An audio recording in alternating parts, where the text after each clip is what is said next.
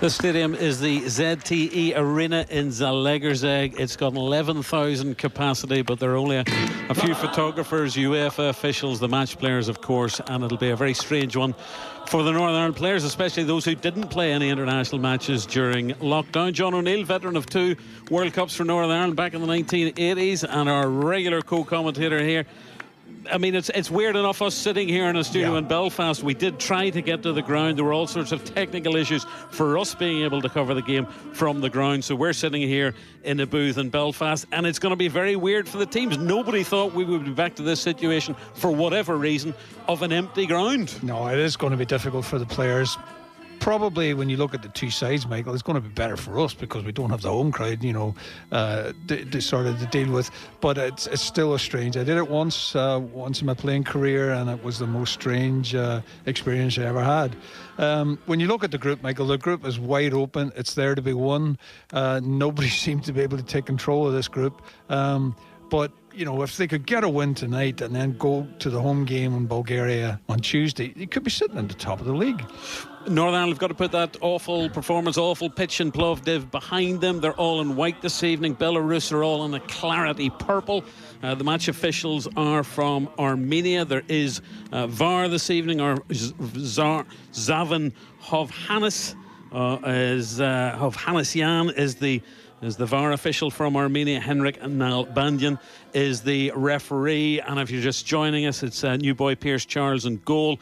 Wing backs of Bradley, the captain, and Lewis, Hume, McNair and Toll, the defensive trio. Then is Price, Shea Charles and George Saville, with Jimmy Reid and Callum Marshall, the attacking duo for the first time together in a competitive match. Big night for little Callum Marshall. Yeah, it will be. When you look at the back five, the back four, if you take Ballard's gone, then I think it picks itself, the back five. Charles in goal, a lot of people think highly of him. They say he's good with the ball at his feet. Good game for the under-21s against England at Ballymena last month. Yeah, he did very well. And then Price and Charles look to be the regulars. The rest of it, I think, still up for grabs. People could still, play their way into the side. I didn't think Reid would start because I thought he wasn't 100% fit, but I think he showed with his pace, in his goal against Romania, that he could be a threat. Northern Ireland, as we look at the screen, will be playing from left to right. They're about to get the OK to go ahead. There's the blast of the whistle. We set the stopwatch going. We're nearly underway. We're not underway. The referee blew the whistle.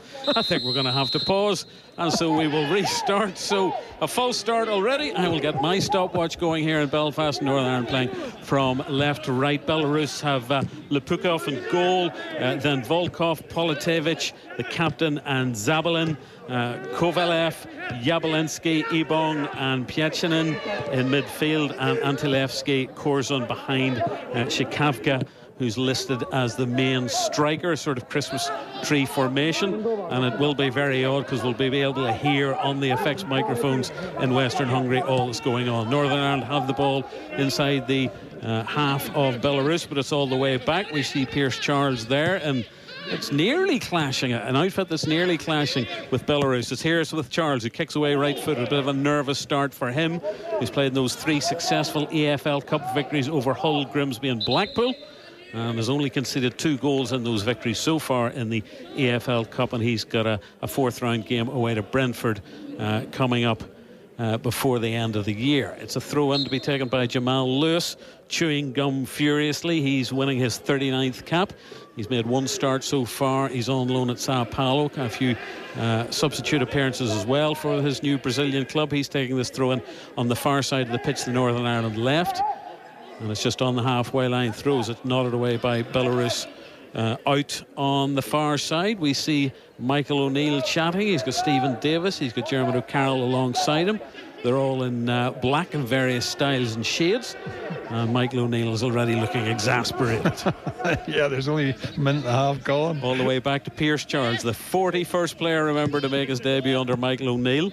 Remember that Peacock Farrell's been not just criticised for the goal conceded against Bulgaria, but a few howlers for Birmingham City, where he's lost his place. The team making such great strides at the top of League One. The ball's out of play on the far side.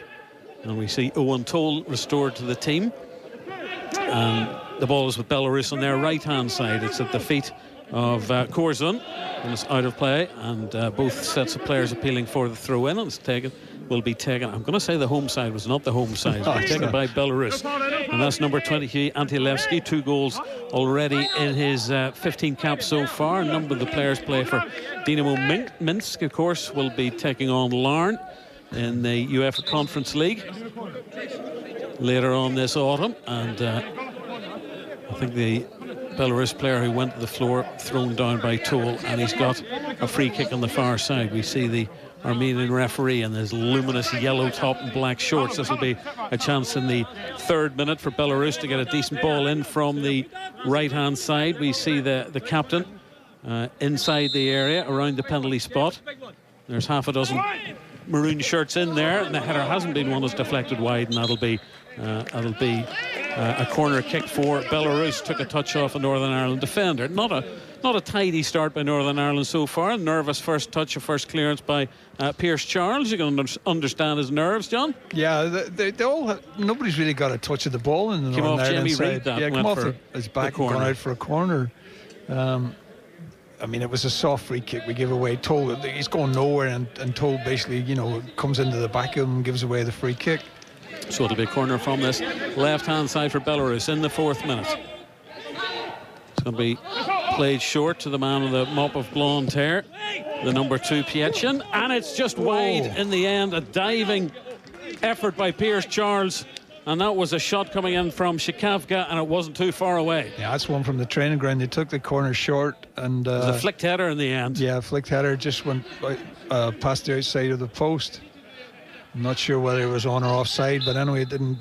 Pietchin in the free header from Shikavka. He didn't make clean contact. Yeah. In the end, it was well wide. Let off for Northern Ireland. And we will keep you in touch on Tuesday evening, of course, because we're back at the National Stadium at Windsor Park for Northern Ireland, Bulgaria. We will have a full house there, all being well. Ball's inside the Belarus half. Referee's blown his whistle. I'd forgotten what a sort of training exercise feel is a match without fans. Yeah, it is, and we can't get into the game at all. It's a free kick, another free kick we've given away, and given possession back to them. Taken by the captain, Polyatevich, and forward by that man with the blonde hair, Pietchin in.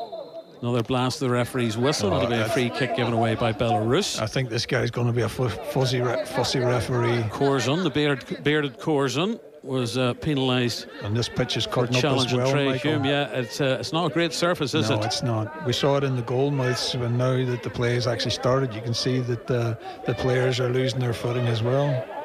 Free kick to Northern Ireland to be taken by Trey Hume, who was captain, of course, for those 2 games in the Nations League last month. I don't understand. We've got a free kick, 2 yards from the halfway line, and we've gone back to the keeper. Chipped back by Pierce Charles to Hume, who wins the throw-in on this near side. Hume winning his 16th cap, one of the 4 players in the starting lineup on a yellow card this evening. Forward by Isaac Price. And a chance now, it might deflect into the path of Reid from Callum Marshall. It didn't, bit of pinball. It'll be played forward by Volkov, wearing number 20, driven long down that right-hand side for Belarus. The chase is on for Antilevsky. And in the starting lineup, there are only 12 goals for Northern Ireland, or 12 goals for Belarus, and there are 13 goals for Northern Ireland. Yeah, we know that's the problem. We just can't see where the goals are coming from at the minute. 4th meeting of the sides. We all remember, I think, the very first meeting of the 2 respective men's senior sides. It was the last home game before the Euros in 2016, won 3-0 by Northern Ireland with Grigg coming off the bench to score, and that's straight into the hands. Cross coming in from the right-hand side into the waiting arms of Pierce Charles, wearing a short-sleeved goalkeeping shirt. Yeah, it was an easy take for him, but, again, he got his hands on the ball and it settles him down a little bit. Will Grigg, who was on the score sheet today for Chesterfield, helping them to promotion last season. Hume's gone on a run down the right-hand side, squares the ball infield and nobody in particular. Played back to the Belarus goalkeeper, Lapuchov, who again is one of those Dynamo Minsk players. Instead of playing that far side, he's all in blue. Quickly taken throw in. Northern Ireland inside their own half. 7 minutes gone. Belarus have had one decent opportunity that's gone wide. Here's a chance for Isaac Price inside the Belarus half, out to the right-hand side. This with Trey Hume wearing a number 5 shirt. To Bradley. Northern Ireland cap for the first time this evening. He's winning his 20th cap, as is Shea Charles. At least we're starting to pass the ball and dictate the pace of the game. It's in no way as bad a surface as that in Plovdiv. No, that was the worst I've ever last seen. month. Infield to Shea Charles, still inside his own half. Back with Owen Toll. Toll looking at the options. Short pass to George Saville. Saville tonight, of course, still waiting for his first senior international goal. It's cap number 54 for him. It's all the way back to Pierce Charles. John O'Neill is gnashing his teeth in frustration. And he's back out to Hume on this near side. Infield to Isaac Price. Oh, that's good play, I have to say. They're not passing for the passing's sake now. Saville crosses the halfway line. It's out to that left-hand side where it's picked up by Jamal Lewis. A short pass to Callum Marshall. Marshall's got past his man, gets the cross in, takes a deflection, and he's done well to win the corner on the left-hand side. Well. I mean, that's come all the way back from Charles in goal. But as I say, it wasn't passing for passing's sake. They were picking their targets out, and they thread their way through it. Got it up to Marshall on the left-hand side. He tries to get the cross in, and the defender had to block it for a corner. Callum Marshall started that friendly win over Andorra in June. That 2-0 win. And now in the 9th minute, Northern Ireland have their first corner kick. Paddy McNair is up. Toll is up. And the signal has been given on the left-hand side by Shea Charles, who plays the ball short. I think the shot's going to come in, and it's deflected off the head of number 15, Curzon, and out for another corner on that left-hand side. Yeah, they took the corner short. I'm not sure whether that was a cross or a shot. I'm not 100% sure there. Again, you can hear the hubbub of voices. Really weird. Again, it's played short. On that left-hand side. Price going to get a ball in from the left. It's here. Well, here is Price on the edge of the area. It's curled into the back post. Must be. Great save and touched into the net. And Northern Ireland have taken the lead. And who is it, of course? It's offside, mate. It's Captain Bradley, and it's offside. Yeah, it was unlucky there. It wasn't the corner at the start wasn't great, but when it came out to the edge of the 18-yard box, I think it's Price. It floats it back in. Well, Bradley's on the far side as well, offside as the ball came back in. Yeah, he's offside. I mean, it's taken 2 touches before it got to him, but I suppose he is offside. It was Bradley who started that corner routine from the left-hand side, and it was Marshall who played the ball back into the area for Reid to get the header. It was a good save. It was a good save from the goalkeeper. They don't look too impressive at the back, so if you can get at them, Michael, I think you get chances. They've put the ball out of play on this near side, and there's a row between Curzon and Hume. That started actually just as the kick-off, because for some reason they run into one another. And Armenian referees are going to have a word with both. We can nearly sort of eavesdrop. If you can understand it. Well, I assume he's speaking English. Well, what is he speaking English to the Belarusian? I would have thought so. The global language of football, John. And the throw-in is taken. The two have been separated. They've played 10.5 minutes in Western Hungary in Zalaegerszeg. And it's Belarus 0, Northern Ireland 0 in this Nations League C3 group, with Bulgaria on the top after that goalless draw against Luxembourg. But a win for Northern Ireland would send them top. Here's Bradley popping up on the right-hand side. He's down under the challenge. He's tussling and trying to win the ball back. Northern Ireland captain from Castledirk. He's 21 years old, and he's taken everybody. That looked like a foul. Taking the fans by storm. He's taken everybody by storm. I don't know if there's that much contact between Bradley and the defender. I think he's caught him with his shoulder, as he slid through. Plays continue. Northern Ireland have coughed up possession. A chance for Belarus to break on the left-hand side. They're over the halfway line. And it's with the Ebong. He's the one man who's got 5 goals in the Belarus team. Hume has won the throw-in off Shikavka on this near side, Northern Ireland's right, down by the corner flag. And Hume himself will take the throw-in. Northern Ireland, that white shirt with a little sort of mint green flashes on it. Bradley's lost possession of the ball, but it might fall for Shea Charles, who immediately loses possession himself. It's back with the captain of Belarus, Politevich. Remember, their 37-year-old regular captain, Martinovic, is suspended for this one. And he was captain for all 3 of the previous meetings, including that Euros warm-up match and defeats in the qualifiers as well. So Northern Ireland have played 3-1-3 against Belarus. As the ball is out on that far right-hand side. for Belarus. White shirts are back in defence. That's the number 19, Kovalev. And Belarus have been pushed all the way back. On the halfway lines, the big tall number 3, Zabalin. Gets the ball back from the captain. Zabalin with long dark hair. Captain checked by a hairband. And we've played 12.5 minutes. Belarus 0, Northern Ireland 0. That's a nice ball down the right-hand side. If Belarus can keep that ball in. And it's infield. Threat now for Belarus. They're going to get the shot in. It's blocked off the heel of a Northern Ireland defender. Might come out again. Another shot. And an easy take for Pierce Charles in the end. Yeah, it was a lovely ball down the line as the cross came in. The shot wasn't great, even though it did hit the defender. I don't think it would have caused Charles much trouble. Michael was along the ground. It would have been an easy take.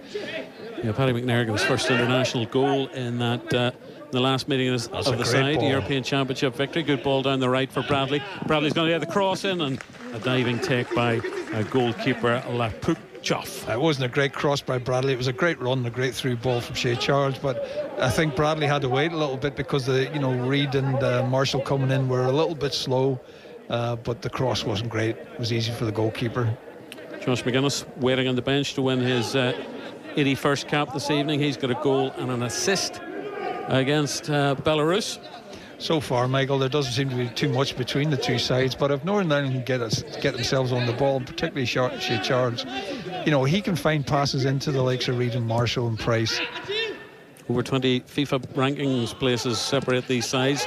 Belarus have lost the ball inside their own half. They're appealing for a handball. George Saville appealing. George Saville getting his first talking to from the referee. It's taken nearly 14 minutes.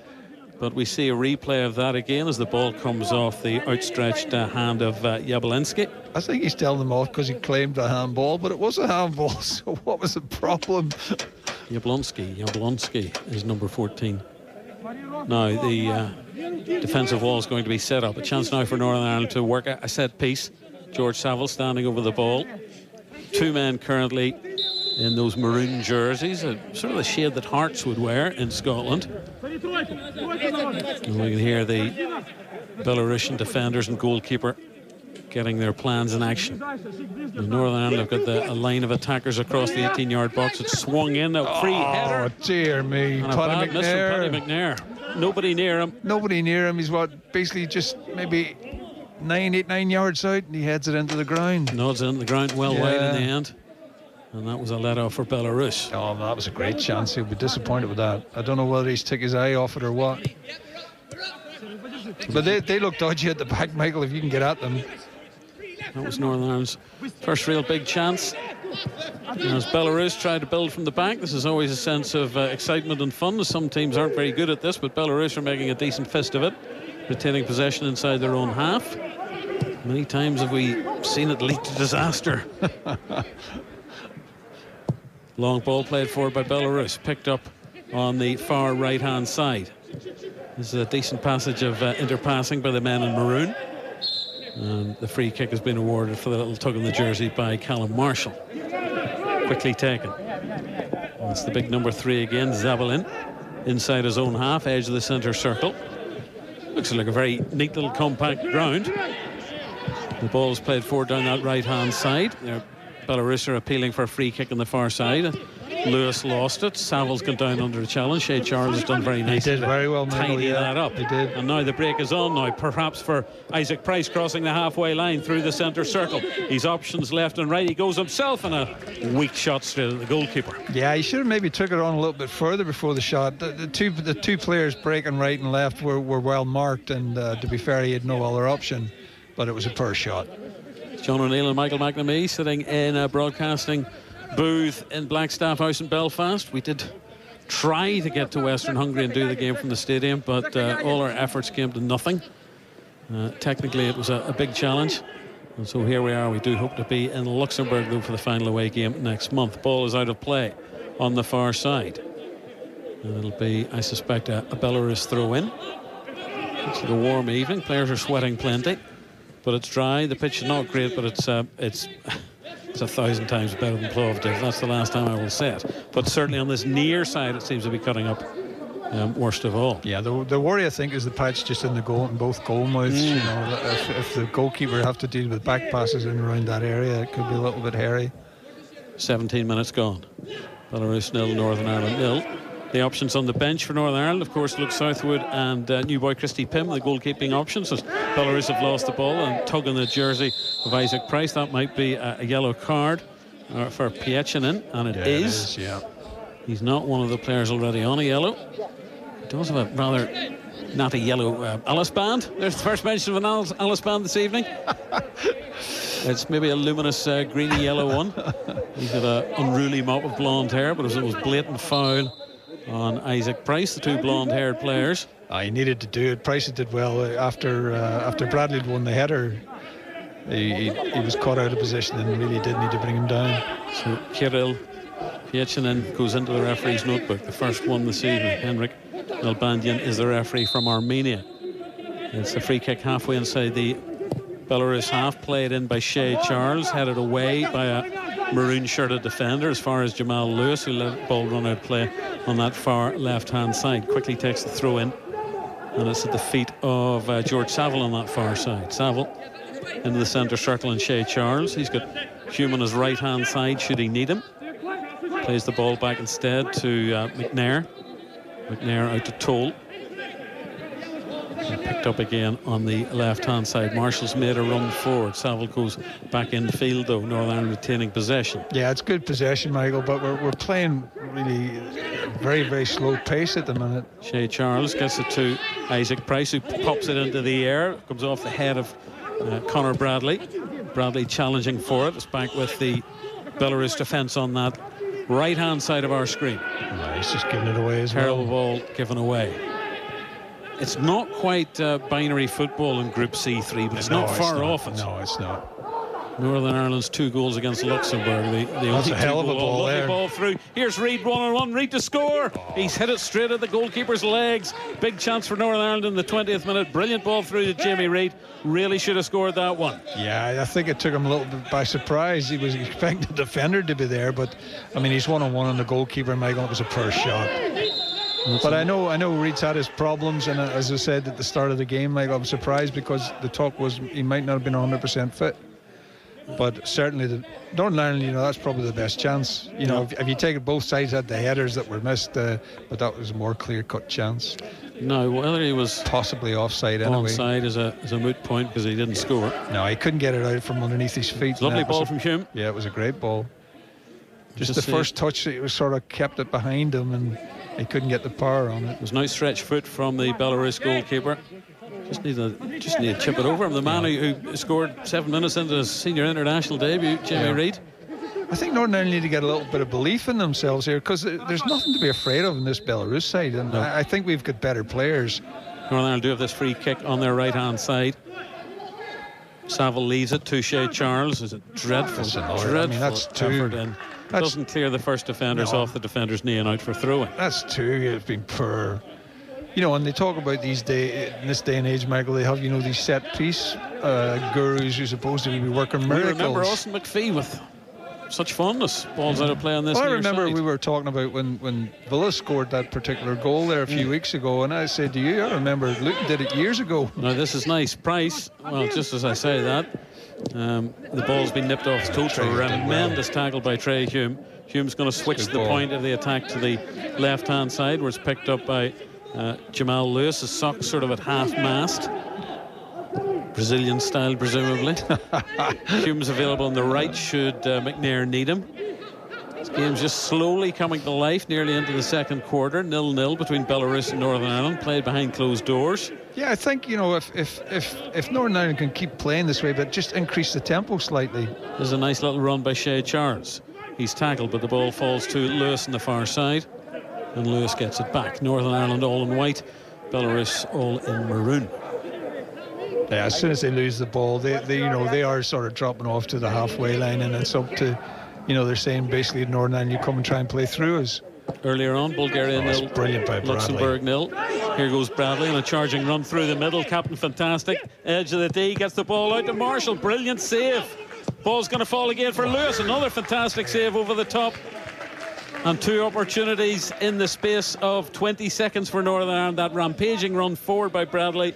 Marshall was onside, hit it well, diving stop by the goalkeeper, came back out to Lewis, and he tipped it over the bar. Yeah, that was great play by Bradley. I mean, that's the Bradley you've seen, Michael, in the past season, marauding down that right-hand side for Liverpool. This time he's gone straight down the middle of the pitch. He gets to the 18-yard box. He puts a great ball into Marshall. To be fair, Marshall hit that quite well. The keeper's made a good save, and on the follow-up, he's tipped it over the bar from Jamal Lewis. So Northern Ireland are growing into this, and I think they should see that there's nothing to be afraid of here and take the game to them. We're now into the second quarter. Northern Ireland corner from the left-hand side. Shay Charles, arm up the signal. That's to the near post. Attempted flick on by McNair, cleared by the Belarus defence. And Northern Ireland having to chug the ball all the way back to Pierce Charles, who's halfway inside his own half. Charles winning his first cap, 19-year-old brother of Shay. Can you think of any more brothers than the Evans, the Whitleys, the Blanchflowers, and the Hunters? That was as far as we got, Michael. I don't know where the 23 came out of. Let's go back to 1882. I think you get your first cap in 1895, was it, John? But we came up with 4 other sets of brothers. Marshall Gillespie says there's 23, or the Charleses are the 23rd set of brothers. Incredible. Well, if Marshall said it, I'm sure it's true. Absolutely. Yeah, I'm sure it's true. Hume chips the ball forward to Saville on the halfway line. Saville's got support from his captain, Conor Bradley. He's made a mess of that, and he's having to back pedal. And he did well, Michael, to recover from that. I don't know. Sorry, it was deflected it into the path of Trey Hume. I don't know he knew too much about it as he was falling to the floor, Bradley, but he got away with it. Ball's still on the edge of the Northern Ireland half. That's a poor clearance picked up by Belarus on the right-hand side with their number 20 Volkov. Cross comes in. McNair has to head it away. Still on the edge of the Northern Ireland penalty area, their right-hand side. Lewis is struggling on that left-hand side, Michael. I don't know whether he's got a lot of travelling involved from where he is now, but he certainly hasn't settled too well at the minute. But that's been Lewis's career since he came into Northern Ireland. Sometimes he's world beater, and then other times you wouldn't believe it's the same player. Ball's with Belarus just outside their own penalty area. You wonder what Steve Clark, the Scotland manager's thinking. In all those injury problems, the poor results keep coming. If he didn't have bad luck, he'd have no luck at all, Steve Clark. Incredible, isn't it? They lost 2-1 earlier on away to Croatia. And the ball's out of play from the Belarusian goalkeeper. We see a shot of the Spanish head coach, Carlos Alos of Belarus. He's a former Rwanda manager, relatively recently appointed. Hasn't won too many so far. Hume on this near side. They did beat Luxembourg last month. The goal from one of the fellas is on the bench, Gromyko, this evening. Yeah, the record hasn't been great though, Michael. No. We were talking drawing with Malta and beating Andorra and Kosovo 1-0. 3 wins and 17, and that goal against Luxembourg was their only goal in the last half-dozen games. Yeah. So if they don't win 1-0, I don't think they're going to win by any scoreline. You could nearly say the same for Northern Ireland, but Northern Ireland, have settled better now, and they're playing a lot better. But we're still not, we've always had the problem of scoring goals, and McNair had a great chance, didn't take it. Reid had a great chance, didn't take it, and that's been the story now. He's coming long diagonal ball, looking for Marshall. He's got a couple of goals so far this season with Huddersfield Town, where he's on loan, but he's been penalised for that challenge. And a little shove in the back, was it, for Volkov? A little touch, but that's enough these days, I think, to get a free kick. Back with the goalkeeper. And Zabalin out to this near side, and our friend who's on the yellow card, Pietchinen. Yeah, that's good play with Northern Ireland. They were squeezing them in there and they can't get out. They've won the ball back through George Saville. Well done, Saville. Now the options now. Great ball for Reid. Reid shoots, blocked by the goalkeeper's going to bounce into the path of Price. No, it's not.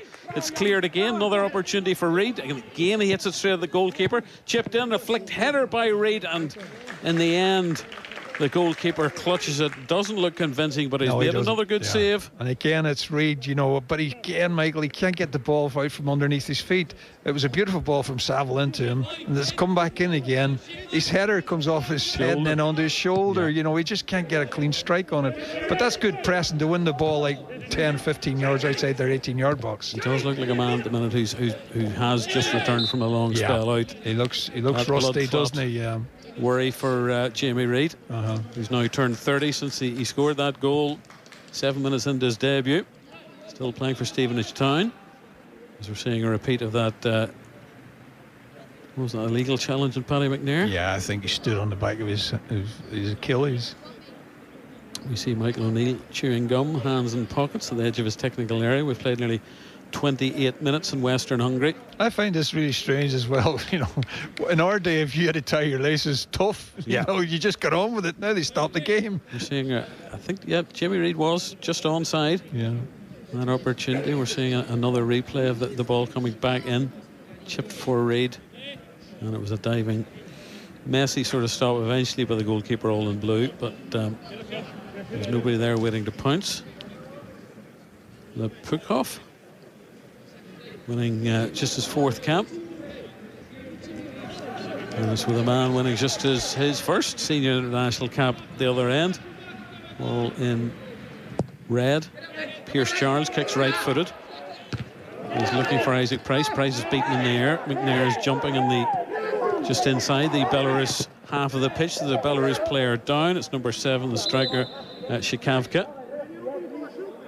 He's claiming that he was it's caught nonsense. by McNair. It's nonsense. You know, if he was hit, he hit him in the middle of the back. He didn't touch his head at all. And to be fair, the referees told him just get up and get on with it. The Spanish coach of Belarus seems to spend most of his time squatting, as if he's on a camping trip, hiding behind a tree. I don't know if he's the Spanish equivalent of Bielsa. I don't know if he's got a bucket underneath him. But very odd.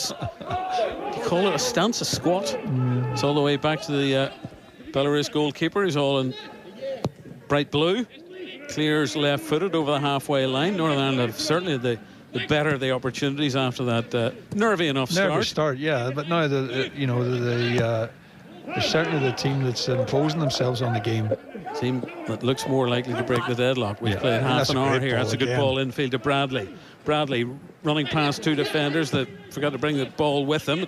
It's all tangled up under the feet of Isaac Price. It's poked away by Belarus, still inside their own half. They've coughed up possession to Bradley, looking for the through ball for Reid, and it's all the way through to the goalkeeper. Yeah, maybe Bradley getting more and more into this game, which can only be a good thing for Northern Ireland. Yeah, and we said before the game, Michael, we're more pleased that he's actually playing in that right wing back, you know, coming on to things rather than being in midfield. Paletovic made 2 great tackles there to stop him. Nodded back by Owen Toll into the hands of Pierce Charles, 6 foot tall, which is not tall by modern day standards. Christy Pym, 6 foot as well, the other new goalkeeping option. He's on the bench. And you really do, you need to be 6'4", 5'6", don't you, these days, to be a goalkeeper? Shea Charles pokes it forward, only to a man in maroon, who gives it away immediately to Callum Marshall. Side foots it to Lewis. Lewis taking on his man. Infield to Marshall. Lewis back to goal. Nice turn, gets the shot in, and it's blocked. And it's out of play. It hasn't been put out of play. It's been picked up by Northern Ireland on the left-hand side. And infield to Shea Charles. He's got support from Hume. 31 minutes gone, 0-0. It's a poor ball from Hume. I mean, I think he's trying to find Marshall. He's nowhere near him. Pierce Charles inside his D, got that ball back from McNair. He's back inside his penalty area. He'll side foot the ball, chip it out to this near side. He's definitely confident. Hume. He's good with his feet. Ball at his feet, yeah. I think, well, poor Peacock Farrell. That's a great ball. That's another ball infield for Bradley. Bradley now is running towards the edge of the penalty area, offloads it back. Bradley's going to shoot, is he? Doesn't fall. It's blocked in the end. Yeah, he wasn't expecting the ball to come back from Marshall. Well kept in though by Isaac Price on the right hand side. The cross in screws off a defender's foot. Chaos. And that's a bad challenge to Shea Charles. That'll be a free kick and possibly another yellow card for Belarus. That's Ebong the number 9. Great ball from Trey Human to Bradley, and as Bradley's, again, he's attacked, the centre of the 18-yard box. He's just going through the middle. Yeah, he puts it to Marshall. I don't think he expected it to come back. No. I think he expected Marshall to have a pop. Yeah, it took him a little bit by surprise, but a great chance now. There's a free kick in a very good area. Right-hand side, just a couple of yards. Was there a card shown there? It's difficult when we're seeing so many replays. I'm not sure. Whether Ebong got a card. If so, he'll miss Belarus's next match. You hear the goalkeeper lining up as well. He's leaning on his near post.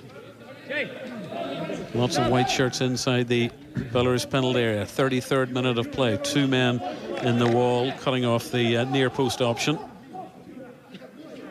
And as ever, as we've seen this evening, it's Saville and Shea Charles standing over it. Saville will play it in left-footed. Doesn't beat the wall. Rubbish. That is It's awful. one member of the wall in the face. And Shea Charles is tussling on this near side with Antilevsky. That's awful, Michael. That was a terrible ball in from George Saville. And again, there's a Antilevsky and Shea Charles here. Yeah, referee's they're at it keeping in the a middle close of the eye. park They're here. nudging and pushing, and the referee's blowing his whistle. It happened right in front of him. He's going to talk. He's going to talk to both of them. It's handbags, Michael. It's nonsense. But I was just going to say, there's a free kick. The guy's 10 yards away from him, and we can't get the ball over the top of him. Yeah. Oh, he's had a kick at it. He's had a kick at him. I was right in front of the referee from Armenia. He's spoken to both of them. I said his best English. It's pushing and shoving. That's all it is. It's going to be a drop ball, and it's going to be dropped to the feet of Bradley. Still inside his own half, the Northern Ireland right-hand side. 34 minutes gone. Northern Ireland have had chances, a couple of good chances for Jamie Reid, Marshall as well. Northern Ireland haven't been able to be clinical in the opening half an hour. And it's back with Owen Toll. Captained Bolton Wanderers at the Emirates Stadium in the EFL Cup. And that ball's out of play on that far side. That'll be a Belarus throw-in on the halfway line. Politevich, the captain. Lateral pass picked up by Piachinen on their left. And it's with Zabalin, who I think is easily their tallest player. Sweeps it out to that right-hand side. Haven't been in the Northern Ireland half much in the last 20 minutes, have they? They're playing at walking pace as well, and they're taking easy passes, Michael, going back to the back, the back three. Long raking ball forward by Belarus. It'll be guided out by Lewis, who tumbles over with his maroon-shirted opponent. They smash into the advertising board behind the goal away to the left. The Belarus players claiming that he's been clunked on the head. I'll tell you what, Michael, I think Korzun, or it was the 19, it was Kovalev. That's a push to me. I think Jamal Lewis was too casual there, and he realised the ball wasn't going out. It was a push. I think he's pushed him, all right, he's made a meal of it, but I definitely think it was a push. And again, Lewis looks to me as if he's rusty as well, Michael. 10 minutes of normal time left in the first half, 0-0. You're wondering where all the crowd noise is. There isn't any crowd. Behind closed doors in Western Hungary, of all places. They haven't played matches in Budapest. They did actually play a friendly against Russia in Minsk. I don't know how to get away with that one. No. It was Russia, of course. But they played their opening home game in this group in Zalaegerszeg as well. Side-footed ball to Trey Hume inside the Belarus half. Hume's gone a little run forward. He's trying to get cross in, gets the cross into the near post, where it's picked up by Reid. Reid now with his back to goal, down by the right-hand side. Back with Bradley. Bradley the ball in field to Shea Charles. Here's Jimmy Reid hugging that right-hand touchline. Put it in. Gives the ball back to Hume.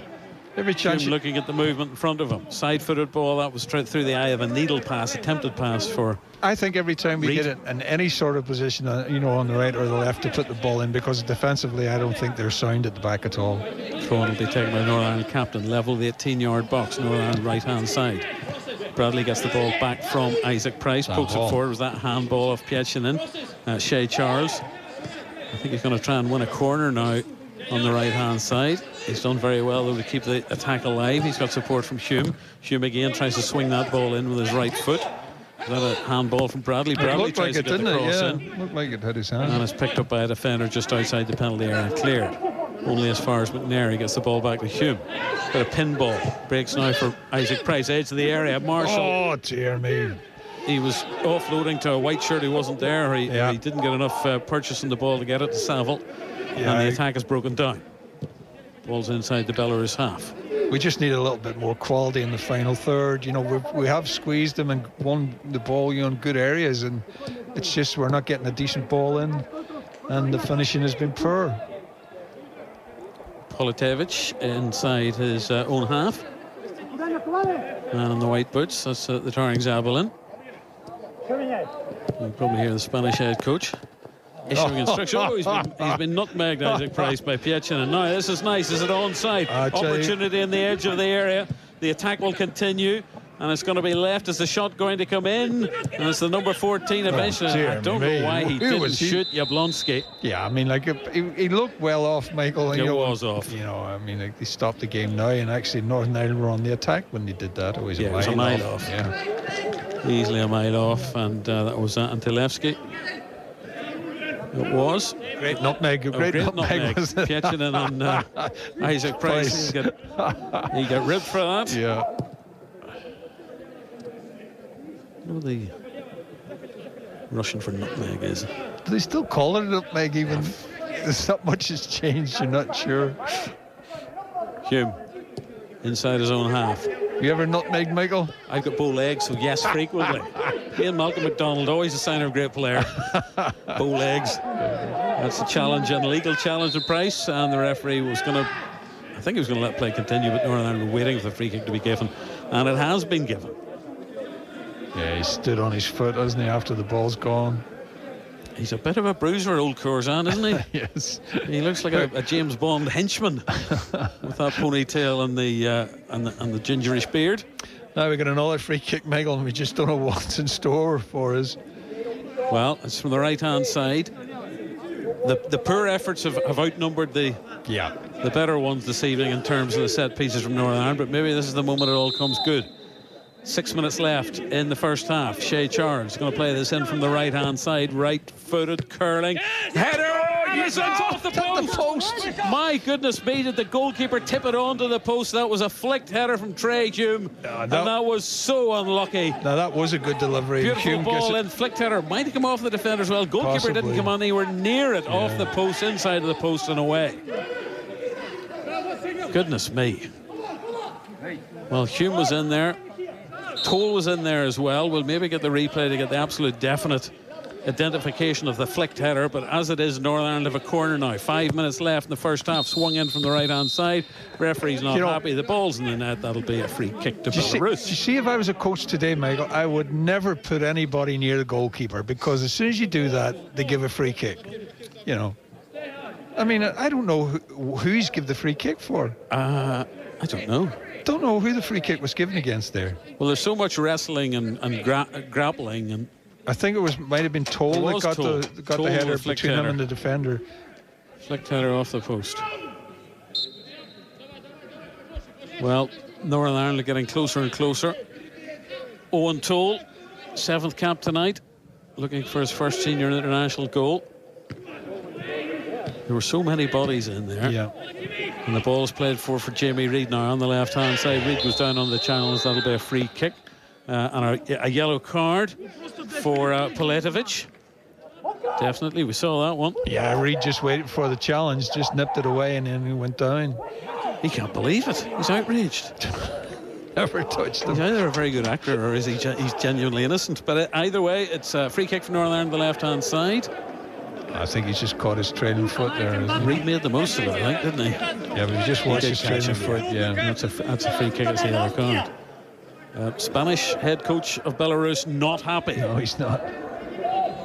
Huge grimace on his face. Be a good time to score for Northern Ireland. 4 minutes of normal time left in the first half. Free kick from the left-hand side. Fairly sure it's going to be the left foot of Saville. Will play this in. Lots of white shirts inside the area. He's going to play it short though to Shea Charles. Charge to the near post. It's gone to the back post, volleyed away by Ebong.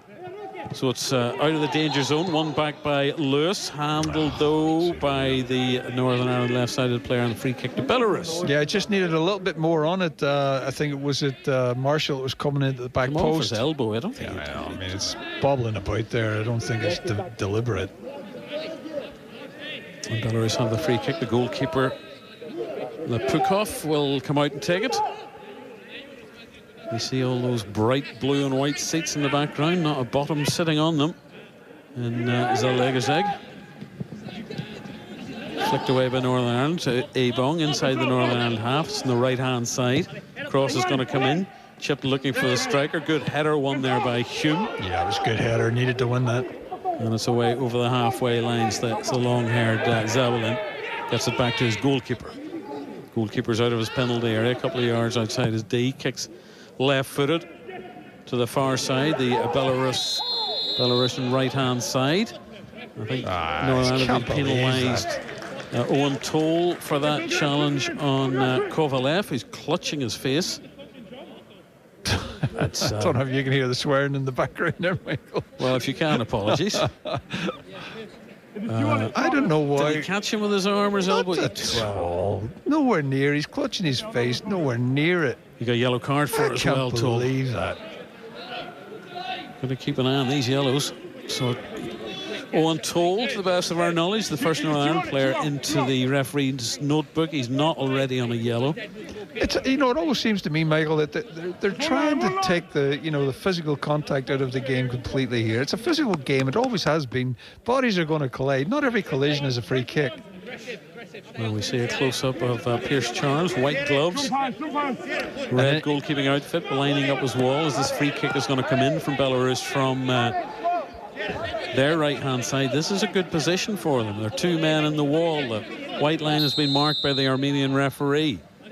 It's going to be played in from the right-hand side. It bounces on straight into the arms of Pierce Charles, who immediately races and bowls the ball out quickly. Good stuff from the new Northern Ireland goalkeeper. Yeah, it took it well, bounced in front of him, on 59% possession for Northern Ireland so far in the opening 42 minutes. 59% to 41%. Frequently that can mean nothing at all. But I think it does in this sense that Northern Ireland have played very well, after the shaky start. Bradley on the right comes in, beats a couple of challenges. Hume and put the ball in. Isaac Price. Put it in. Three in the area. It's straight into the hands. Well, I think it actually maybe took a touch off the defender. Less than a minute of normal time left to play in Western Hungary, 0-0. We'll get the thoughts of Michael O'Connor and Jeff Hughes, former international players, with Joel Taggart. Half-time. Long clearance over the halfway line from the, hesitate to say home goalkeeper, but the Belarus goalkeeper, volleyed away by Northern Ireland up inside the centre circle, where Marshall was battling with Volkov, and Saville gets it out to the left-hand side. We've yet to see the board, I think, from the fourth official. All the match officials from Armenia. And the board is about to be waved now, and it is up as the ball's played forward by Northern Ireland. 1 minute? I think it says one, yeah. Belarus get it upfield, cleared by Northern Ireland as far as Bradley, but Pietchinen, who's been in the wars with Shea Charles, goes down again under others. Again, he's squatting our head coach from Belarus, the Spaniard. Is that a sign of frustration or anger? I think it's nerves. Free kick to Belarus. We've got 30 seconds of the additional time to play. Northern Ireland have had their chances, John. They have, yeah. They've so much of the good work has come from good balls to Bradley, and then Bradley charging forward through the middle. Yeah, I think Hume and Bradley have been probably the best going forward in terms of the distribution. No, it's been played out to the D, Belarus. It's a slice clearance away by McNair, nodded forward by Price, flicked on. I think that's Marshall back doing defensive duties. And I think the next blast of the referee's whistle will tell you that it's time for a cup of tea and a segment of orange. So there you are, the game being played behind closed doors in Zalegerzeg. And after a nervy start, Northern Ireland took control of the game. They had chances, a couple of chances from Jamie Reid. And a double chance in the space of 20 seconds. Marshall and Lewis both denied by goalkeeper Lapukov. The game is there, John O'Neill, to be won by the visitors. They had one chance. That header that flashed past Pierce Charles' left-hand post, in the first 10 minutes. Yes, right. And after that, it's been one-way traffic. I think Northern Ireland have grown into it. I think they've realised that, that this game's here for the taking. I would say when Michael O'Neill comes in at half-time, he'll be saying, so far so good. Up the tempo, try and get better crosses into the box, and the only thing missing now is a goal. And if we get a goal, they are not showing anything at the minute, Michael. So the game is definitely there for the taking, and the only team looking like scoring at the minute is Northern Ireland. But I mean, it's just an indication of the value of Conor Bradley to this team, and having him somewhere where he can influence Northern Ireland going forward. Yeah, coming from that right wing back, I think that's his position. He plays there for Liverpool, and he excels there. And I think you're seeing the benefit of him here. 2 or 3 great balls in, one to Marshall, one to Reid, and just the finishing wasn't there. Paddy McNair's header was probably the most clear cut, and he'll be really disappointed he didn't get ahead on that. So, so far so good, and the only disappointing thing really is that we haven't scored a goal. Got to take the chances. Half time in Western Hungary in this Nations League game in Group C3. It's Belarus 0, Northern Ireland 0. Michael, John, thank you both very much. We'll get the thoughts of Michael O'Connor and Jeff Hughes, what they made of that first half in a moment or two. But first of all, let's get you the latest BBC News. BBC News NI on Radio Ulster and on BBC Sounds. And with the news, I'm Bob Huggins. Alex Salmond, the former First Minister of Scotland and a figurehead of the Scottish independence movement, has died at the age of 69. He's reported to have become ill after giving a speech in North Macedonia. Mr Salmond twice led the Scottish National Party and later led ALBA, and is credited with helping to change the course of Scottish politics. The BBC correspondent Katrina Renton has been looking back at Alex Salmond's career. As the leader of the Scottish National Party, Alex Salmond transformed it into a formidable political force, helping to pave the way for the historic referendum on independence a decade ago. The result did not go his way, but he did not give up on his belief in independence. Mr Salmond lost his Westminster seat in 2017 and resigned from the SNP after allegations of sexual misconduct. He was cleared of all the charges against him. He founded the new pro-independence ALBA party, but did not stand in this summer's general election.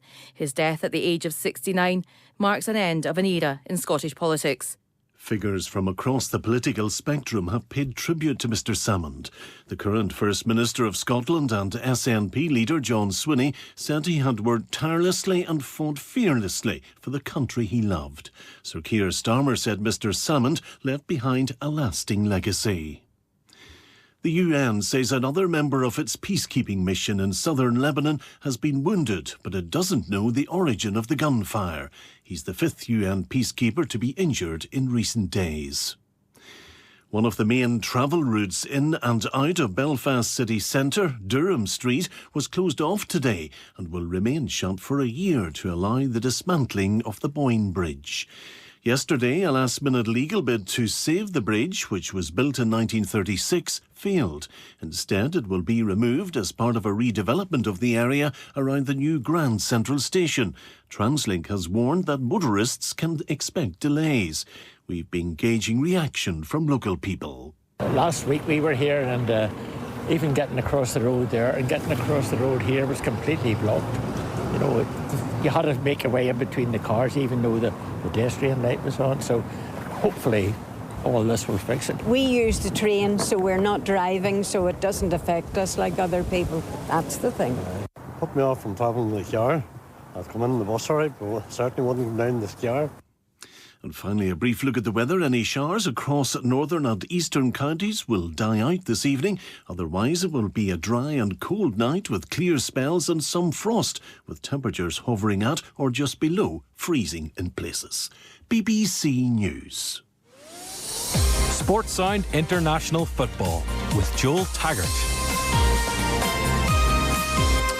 Yes, so it's 0-0 at half-time in the Nations League between Belarus and Northern Ireland. They've had lots of chances. Jeff Hughes and Michael O'Connor with me. Jeff, what have you made of it?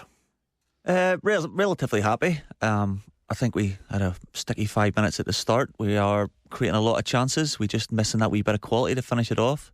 Every time we get a set piece and we get a good delivery, we look like we're going to score. We hit the post. We won disallowed for a free kick.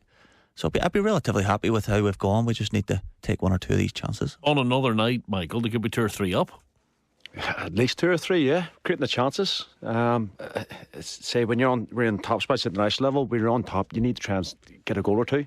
But it's been really, really positive. The front two look sharp. Reed's had a couple of chances.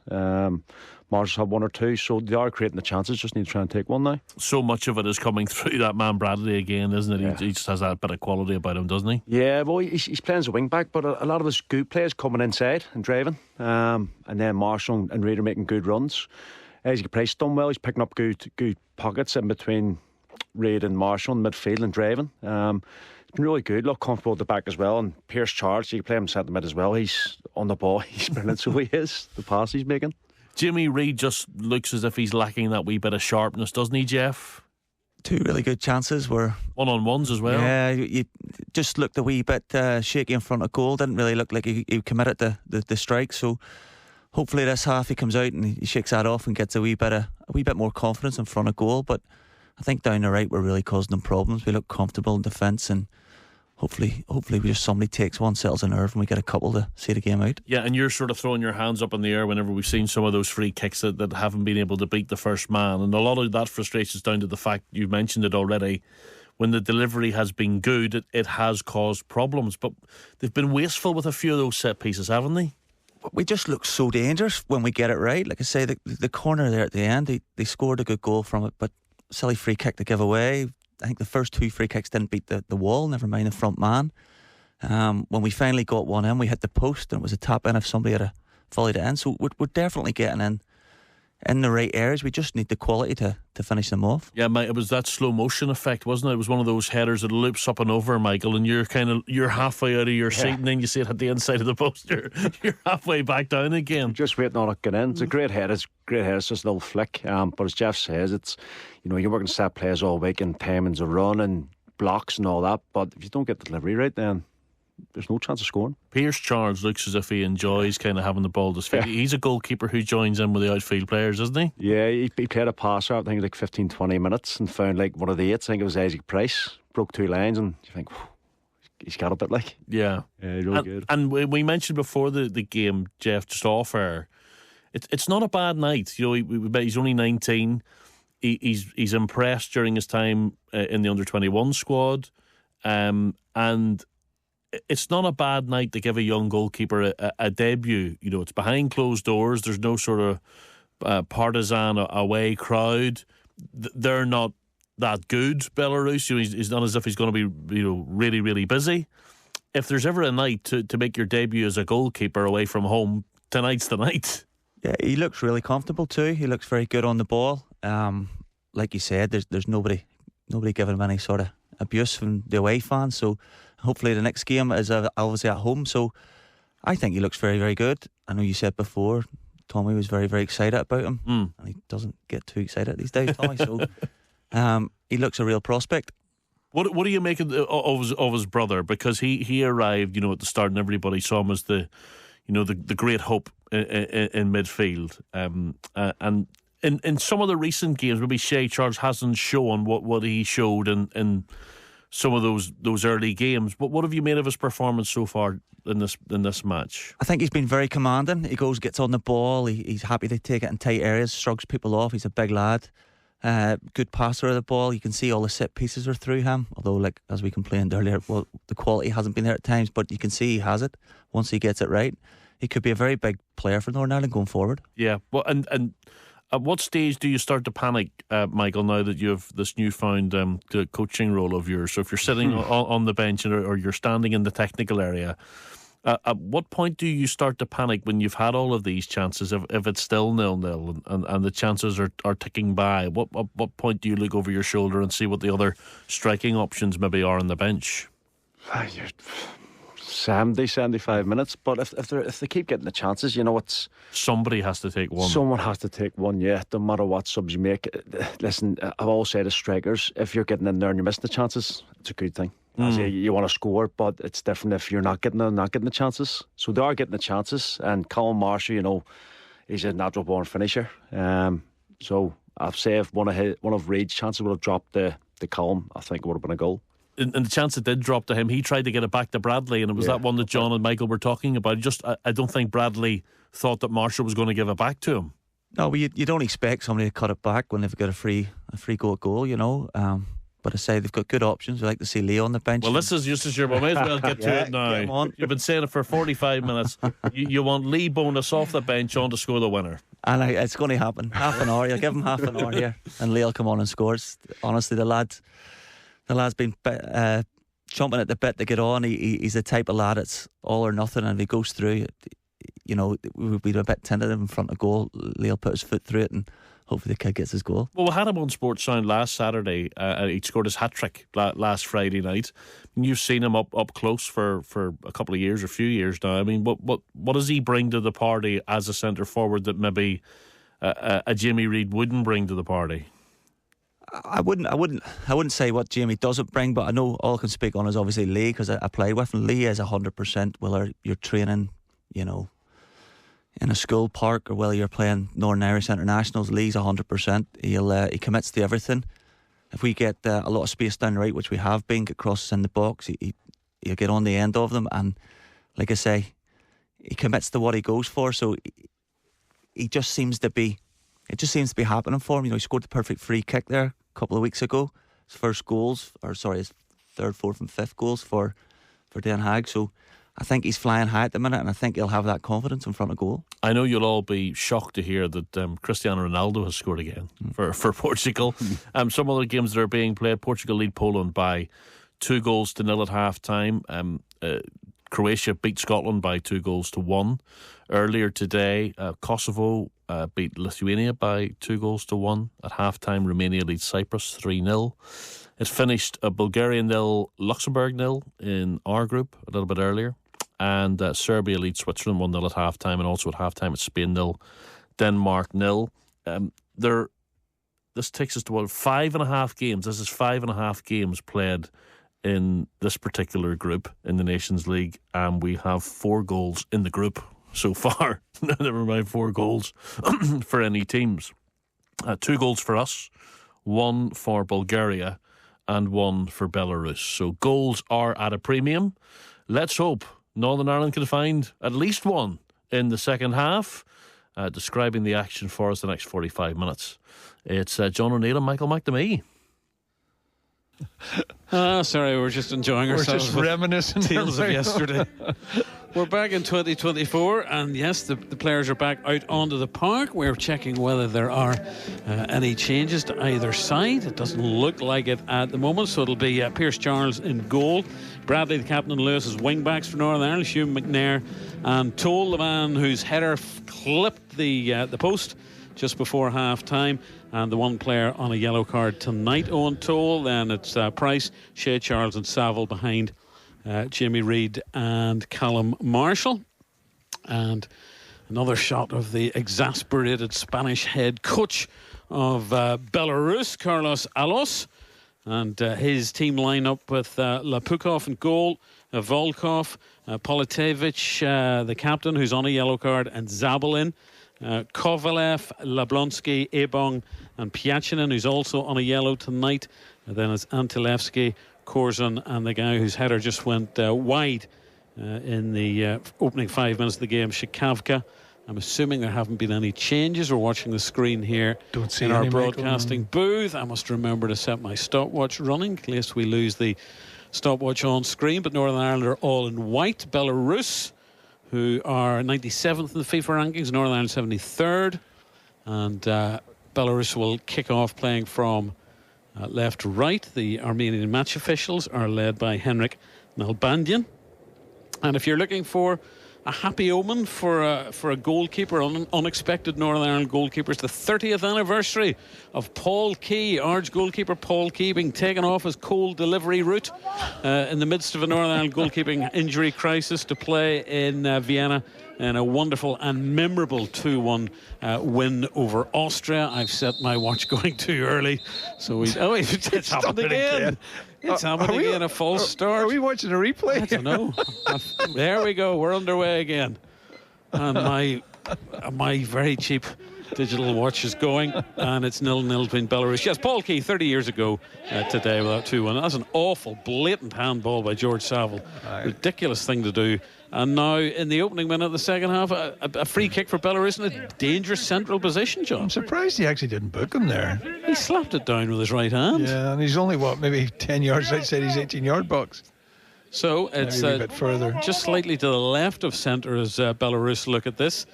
Pierce Charles, the goalkeeper, all in red, lining up. He's got white gloves, lining up the three-man wall with Bradley, Price and Saville, the man who gave away the free kick. And it's going to be drilled in now from about 25 yards out. And the referee's not happy with where the wall is. So that's 10 yards. He had to put his spray down anyway. He didn't do a spray. No. So it's about 30 yards out now. And it's going to be attempted drill in from a long way out. And it struck miles over the bar in the end, and wide as well. After all that build-up, it was a terrible free kick. And a grimace from the offender, Antilevski. Oh, my God. And then it was wide and high wide, not very handsome. So Northern Ireland will build from the back. They're playing all in white from right to left. And those two chances from Jamie Reid, the Tolles header hitting the post, the double opportunity with a double save from Marshall and Lewis, and they've given the ball away. Marshall it was, making his first competitive start this evening for Northern Ireland. And Northern Ireland, remember, if they can win this, they'll go top of the group ahead of Bulgaria, who had a 0-0 draw at home to Luxembourg. Isaac Price, sort of regular inked-in name in the Northern Ireland senior team. So. Isaac Price, playing his football, of course, to Sander Liège. Ball's all the way back with Owen Toll, who, captained Bolton Wanderers with Luke Southwood in goal in that 5-1 defeat against the Arsenal in the AFL Cup. And Southwood and new boy Christy Pym, the two goalkeeping options on the bench. But Southwood, poor old Southwood, you got to feel for him. He's been on the bench, I think, is it 23 times? Yeah, it's amazing, isn't it? 24 times, if you include tonight. Yep. Just that 45 minutes of a friendly, what was it, Luxembourg a couple of years ago? Yeah. On the right-hand side now, Northern Ireland looking for a bright start into Reid. Reid twisting and turning, trying to get the shot in. Reid, can he get it in? Oh, it was a good shot, blocked in the end and dived on by the goalkeeper, and that was a vital block by Volkov. I tell you, this was a brilliant ball from Bradley on the right-hand side, and unfortunately, again, he just can't seem to get it out from underneath his feet. Well, that's the best struck of any of his shots so far, and he was unlucky because it was well blocked, the knee of Volkov. It could have pinballed anywhere. Yeah. Just needs a wee bit of luck. Jamie Reid, of course, a man coming back from a long time out. Back in the Northern Ireland starting lineup. Dion Charles, who's getting a few goals for Bolton Wanderers. And we heard Jeff telling us about what Lee Bonus might do if he comes on. You know, he scored a hat-trick for Den Haag, yes. Yeah, so give him a chance. I don't think there's anything to lose in this game. The longer it stays 0-0, there will be changes. It's a foul on Saville by Labonski, and he's shrugging his shoulders, and the referee from Armenia is shrugging his shoulders. Yeah, again, to be honest, I don't really see much wrong with it. He's more sinned against than sinning. Yeah. And it's a dry evening from what we can make out in Zalaegerszeg. You've done well with that one, Michael. I'm not even going to try and attempt Why they couldn't have just kept on playing in Budapest, I don't know. Technically for us it probably would have been better. Northern Ireland restart with the ball on the right-hand side with the captain.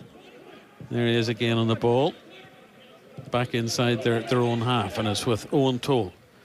All in white with those flashes of a light mint green. And they play the ball out to that right-hand side with a mustachioed Trey Hume crossing the halfway line, going in a little run. This is good from Hume. He's got support, gets the ball back, taken off his toe though. Belarus have possession now inside their own half, and it'll be It was a good run by Hume. Unfortunately, a rare misplaced pass by Bradley when he tried to return it to him. Goalkeeper gets it out to Zabalin on the far left-hand side, and that's how they play. They're not very good, Belarus, are they? One goal in their last 6 games. They are not. I mean, if no, Northern Ireland going a little run on themselves down the right-hand side. There's a good cross in. Jimmy Reid trying to get his head to it. Might fall net. Well, it's miles over the bar in the end from George Saville, who's looking for the corner. And that's why George Saville still has a 0 beside his name in terms of goal scoring after 53 and a half games for Northern Ireland. There was another good cross by was it? No, it might have been Pearce that time, or sorry, Charles. I mean, and Jamie Reid just couldn't get in front of the defender. We're reliant on the match director in terms of replays, and that's Toll getting the ball back to Pearce Charles, who's on the edge of his area, and he bowls the ball out on that right hand side. Hume. There's the skipper, Conor Bradley, again looking for a sweeping pass, trying to search out Callum Marshall. The big defender nods it away. Price is underneath it. It's going to break, and there's Bradley. Bradley now charging for it, gets the cross, and nobody there. Unfortunately, pulled Brilliant it behind ball. everybody. They just needed somebody on the penalty spot to side foot that home. Great injection of pace by Bradley, punched away by the goalkeeper. Should have caught that, really. Should have done. The Saville cross. Goalkeepers don't catch the ball much now. They just punch everything clear. And they've given the ball away again, Belarus. And this is Jamal Lewis. Northern Ireland need to score a goal. They need to make this pressure and these opportunities pay. I was just going to say that, Michael. They'd be very disappointed if they don't come away from this with 3 points. McNair. That's a nice ball by Marshall for Saville. He's got some room on this left-hand side. Lewis has gone on the overlapping run. And there, the ball is played to Lewis in that muddy patch of the field. Good cross in, nodded away. Cross. Shea Charles rather jumped underneath it, but Northern Ireland have it still. This is a good period of pressure. There's Bradley on the right-hand side to Isaac Price. Gets the ball back. Hume's going to look lively to try and retain possession. Northern Ireland have lost it. Belarus left-hand side, and there's the striker, Shikavka, is down injured. Yeah, he's play acted before in this game, but I think he'd take a whack to his shin. Yeah, it was a poor ball by Price. He sold Trey Hume short, and you know what he's like in the tackle. He doesn't take any prisoners, and he's just caught him on his shin. So what's your first, if it's 0-0 in 60 minutes, what do you think the first spin of the roulette wheel, the toss of the dice, is going to be for Michael O'Neill? Well, I think he'll change the centre forward now, whether he brings Dion Charles on or whether he brings Lee Bonus on or you know, possibly bring the two of them on. I don't know. Have we discounted Big Josh? Is he offering less and less? Or? Well, I don't think it's the type of game. We know Josh is good in the air and, you know, holding the ball up, but they're actually playing very well along the ground, and I'm not sure whether that would suit Josh as much. But to be honest, Michael, I don't know a lot about Bonus. I haven't seen much of them at all. We know Charles has that injection of pace, which could cause them problems. Belarus won a corner. Dion Charles, I mean, yeah. Won a corner. Kovalev getting the ball deflected off the side of Jamal Lewis, off his knee. And this will be a corner for Belarus on their right-hand side. Michael O'Neill in a grey jumper and a black jacket. See, this could probably be the best chance that Belarus are going to have to score, you know. So we've got to make sure we get everything nice and tight here. It's Ante Vleski with the corner from the right-hand side. Threat coming in from the height of Zabalin.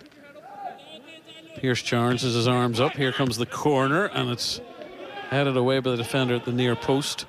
Did he collide with the post or take a... I think he might have, or some sort of a blow. Either way. Paddy McNair, is it Toll? I can't see. It's Toll, yeah. He seems a little unsteady. Yeah, I don't know what he's twisted something there. He's gone down on one knee and may need a little bit of treatment. Came very close to scoring his first senior international goal for Northern Ireland 5 minutes before half-time. Armenian referee comes across and inquires as to Owen Toll's well-being. Didn't want to have a great chat with the referee, did Toll. We're going to see a replay of this. He's headed it away, and is it... I'm not sure. I don't know, is it the blow to the head? Or anyway, he's fit to continue. He's fit to continue, the boy from County Armagh, and he's going to take this throw in down by the corner flag. He's been playing well, you know, he's done well tonight. Yep. And he's looking for the head of Callum Marshall on this near side of the Northern Ireland left. Bounces off Marshall's head now. Forward by Belarus. Side footed forward by Owen Toll. There's Politevich, the captain for the night. in the absence of suspension of Martinovic, who captained Belarus in all 3 of those defeats against Northern Ireland before. Has played forward. It's a hopeless case for Jamie Reid to try and get in the end of that. They played 10 minutes in the second half, 0-0. I think he's offside maybe, but play continues. Belarus on their right hand side.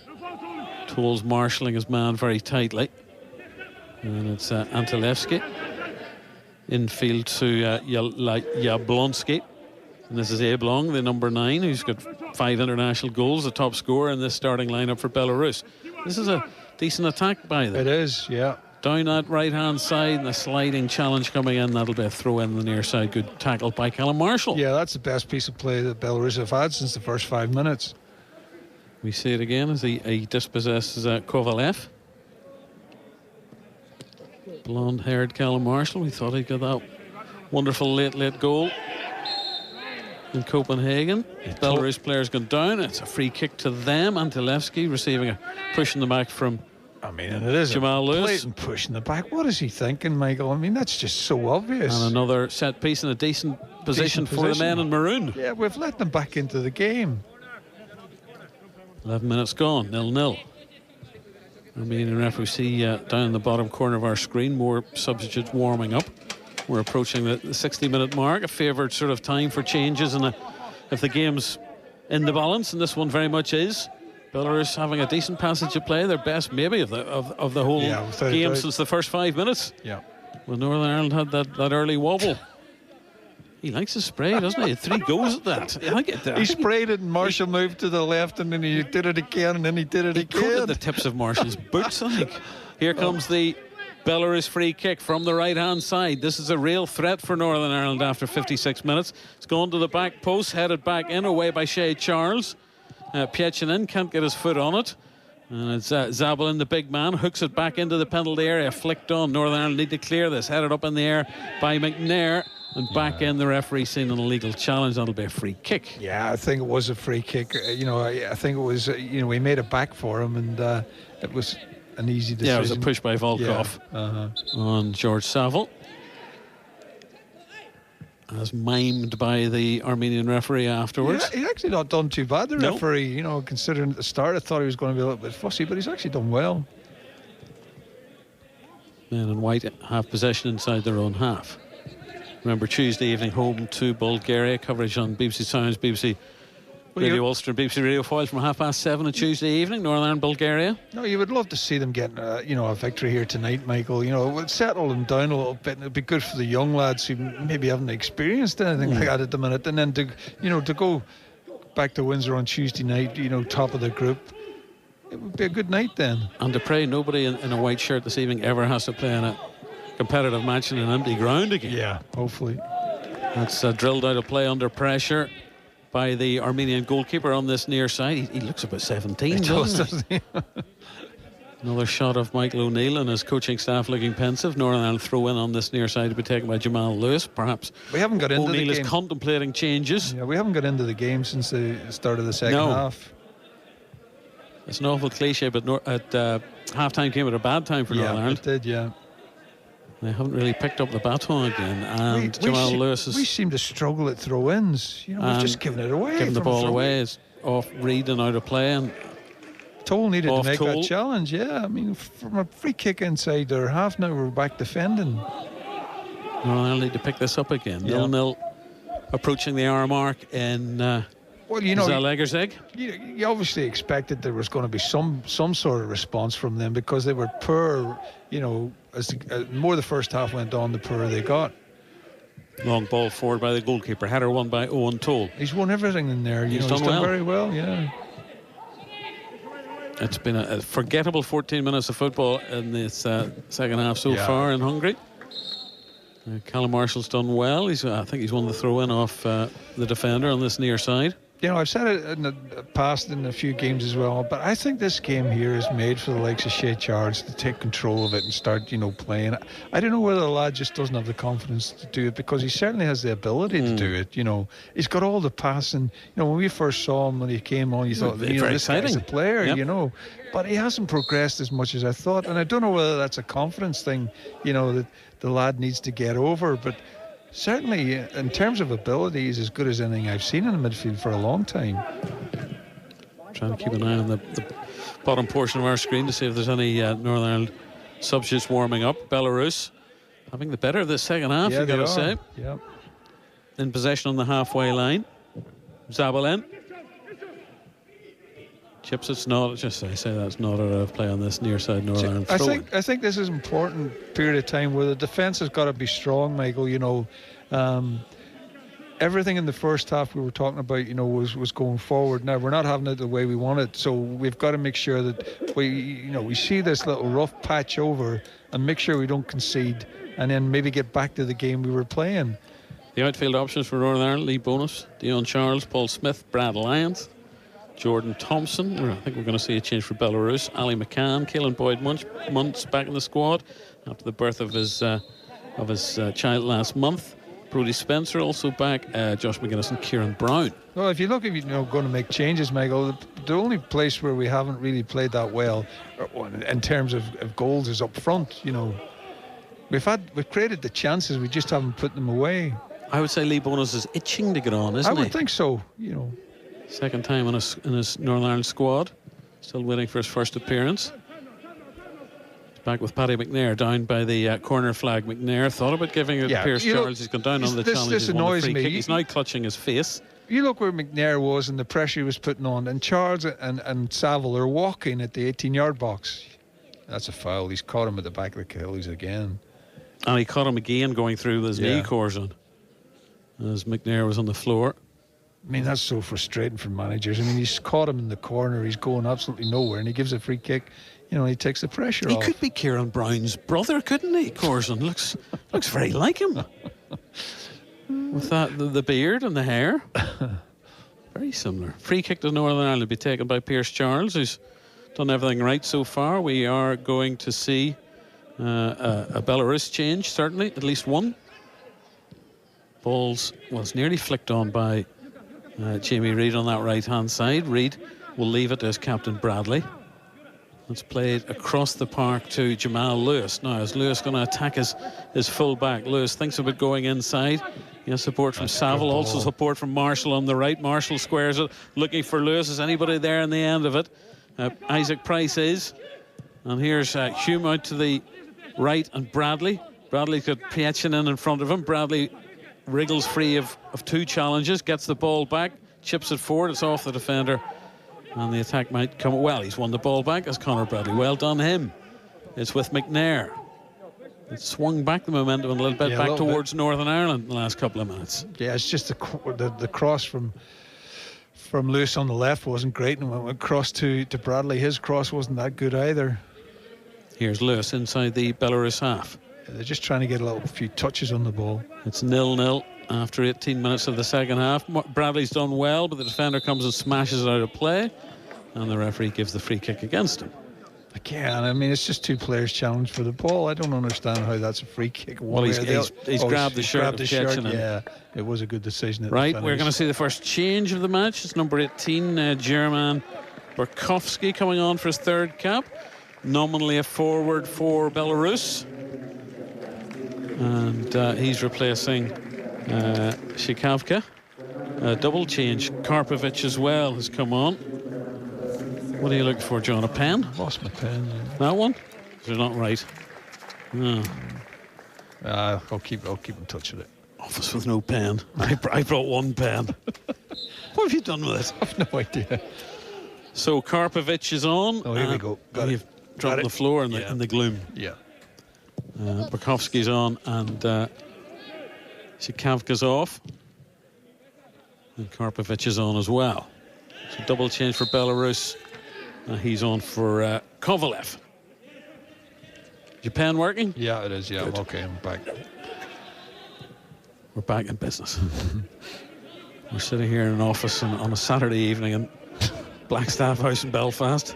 Not too many other folk in the building. It's Joel and Jeff and Michael as well, the producer. And Owen Toll will play the ball back to Pierce Charles, who, apart from that, his first early nervy clearance has looked pretty confident, but we haven't really seen him having to do an awful no. lot of goalkeeping. Now, Northern Ireland have nearly given the ball away on the far side. That was a clumsy bit of play, but they have it still. And it's forward by Toll. Marshall having to come deep to get possession, but he's surrounded by maroon-shirted Belarus players. Yeah, we've got to be he's better. Nipping at the heels to get the ball back. Yeah, he's got to be better and stronger when it's played into his feet like that. I think he had a frustrating game, I think, didn't he, against Andorra? Yeah, he his did. first start. Yeah. And I think he get subbed off. I can check my notes. I think that's the case. Well, the game's died a little bit. Subbed off for Taylor after an hour against Andorra in that victory in Mercia back in the summer. Now, Belarus looking possibly the more likely side in the second half. Little 1-2 on the edge of the area. A real opportunity for them. And ball taken off his toes. That man goes down. Belarus are looking for a penalty for the challenge on Antilevsky. It's got no chance. I mean, Toll's won the ball, and I think he's kicked the back of Toll's heel. Toll did well here. You know, they're trying to play a 1-2 just on the edge of the 18-yard box, and to be fair, he's followed the ball here. He just gets back and clears it for a corner. That's never. No, Antilevsky made the most of that. He I don't think he even touched him. Ball, yeah. I don't think he even touched him. Out of play on this near side. Again, huge demonstrative gestures from the bench of the Belarus officials and head coach. You'd think he's been shot. It was actually a very good interception by Toll in the end. Toll did well. He's got the pain relieving spray. And the picnic basket is out as well from the Belarusian physio team. We see again Michael O'Neill striding around his technical area with Jeremy O'Carroll and Stephen Davis in the background. And there's Owen Toll, unflustered by it all. Yet another replay of it. He got his foot in the ball and he put it out of play. He's totally missed it. I think that's one of those ones you go down, let on you're injured, take away the embarrassment. Here comes the changes. Brodie Spencer's coming on for his 10th cap. Callum Marshall, just as I said that he was subbed off against Andorra, he's being subbed off again tonight. Dion Charles is on. Charles is on for Marshall, and Brodie Spencer's on for Jamal Lewis. So we'll see how that affects the lead of the Northern Ireland team. As Dion Charles comes on for his 25th cap, he's got 3 goals. Internationally, he's just turned 29, Dion Charles. And he'll maybe be looking to provide the touch of clinical class up front we've yet to see. Brodie Spencer's on the left-hand side. Looks like it might have been like for like. Yeah, I think so. I said in the first half. They've gotten the ball away on the right-hand side now for Northern Ireland. And Saville outside the penalty area. A chance now as Reid has got his back to goal. Just wasn't sharp enough, taken off his toe and cleared by Belarus. Yeah, I don't think he was sure what he was going to do when he got it on the edge of the box. But I said earlier, I thought Jamal Lewis was a little bit rusty, so it's basically just like for like with Brodie Spencer. What are we going to do in the new year when Paddy McNair's in the USA? Jamal Lewis is in Brazil. Isaac Price is in Belgium. Lee Bonus in the Netherlands. Oh, sure, it's multinational now, isn't it? It's global great. Northern Ireland brilliant, isn't it? Squad. Yeah. So there are 23 minutes left, 22 minutes left in the last quarter of the game. We're looking for our first goal. That's terrible by Northern Ireland. Toll giving the ball away. Now an opportunity on the right-hand side for the number 14. Jablonski gets the ball back to the substitute, who's just on. Karbovic. His cross is cut out. Karbovic is wearing 13 and playing on the right-hand side. They've won the ball back. There's a little bit more oomph about Belarus now in the second half. Definitely is. Ablong on the right-hand side. Gives the ball in field to another the fellows who's just come on. And here they are. They're encamped in the Northern Ireland half. They're playing the ball across the park, and they've given the ball away. And a chance for Northern Ireland on the break. Isaac Price, dreadful by Belarus. Price is running now towards the edge of the area. Back flick into the path of the captain, who screwed that ball wide. Goodness me. I mean, that was a terrible, terrible pass, wasn't it? I'm not sure which one. He's taking. I don't know what he's looking at there, and he puts it straight to Price. I think it was Volkov gave the ball away. Was it? It's a good back heel here into Bradley's path on the edge of the 18-yard box, but he's just screwed it wide. Well wide in the end from the skipper. It was always sort of screwing off his right foot. Yeah. Maybe might have taken a touch off the heel of the defender. Either way, Bradley looks to the Hungarian skies. We're going to see at least another 1 or 2 changes for Hungary. As Brodie Spencer wins the header, the Armenian referee's blown his whistle. Has he given a free kick against Toll again? Yeah, he has. He doesn't like Toll challenging in the air, and it's strange.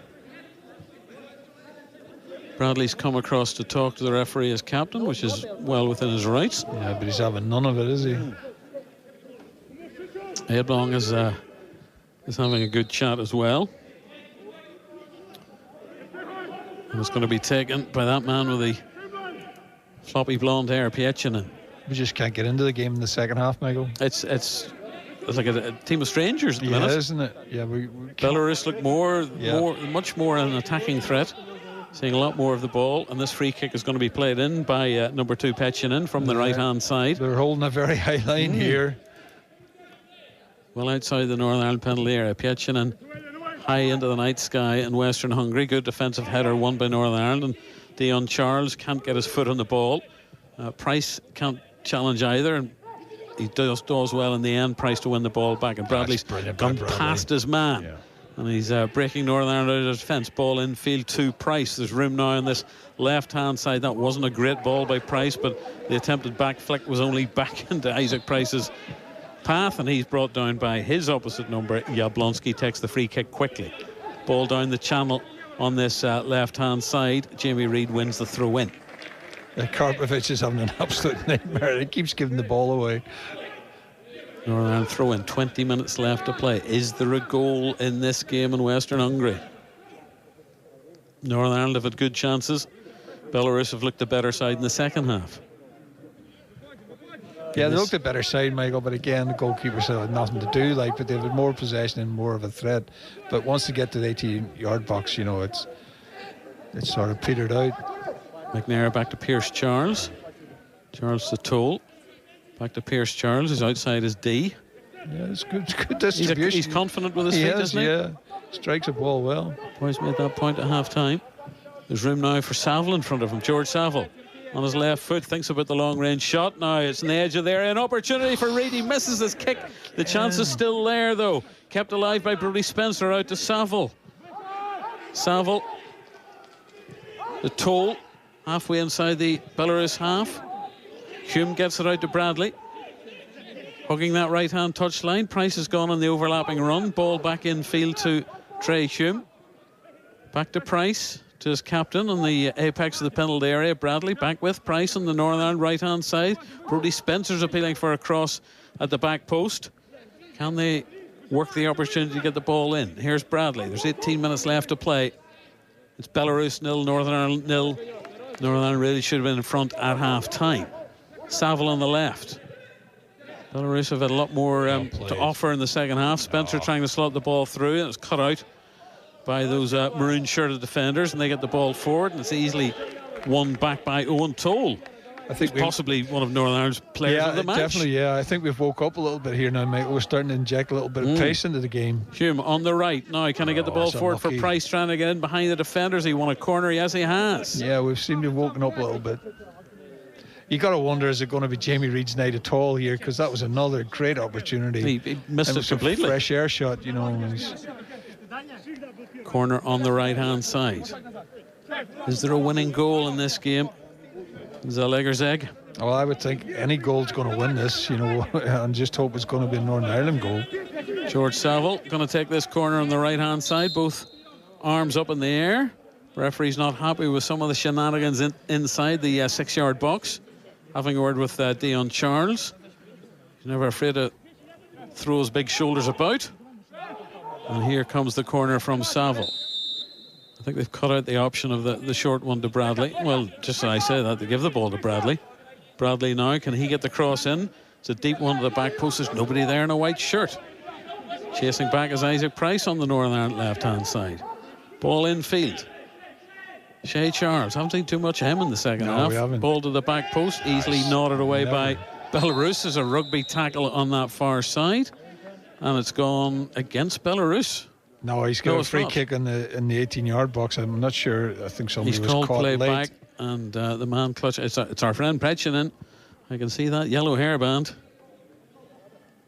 and it was for Bradley with a knee in the back of Betchelon, who caught him after the header cleared. Well, totally it by caught the back of accident, his backside, I think, in the end. Double change. Klimovic and number 10, Konsevoy. And going off is Jablonski. Klimovic coming on for his 41st cap.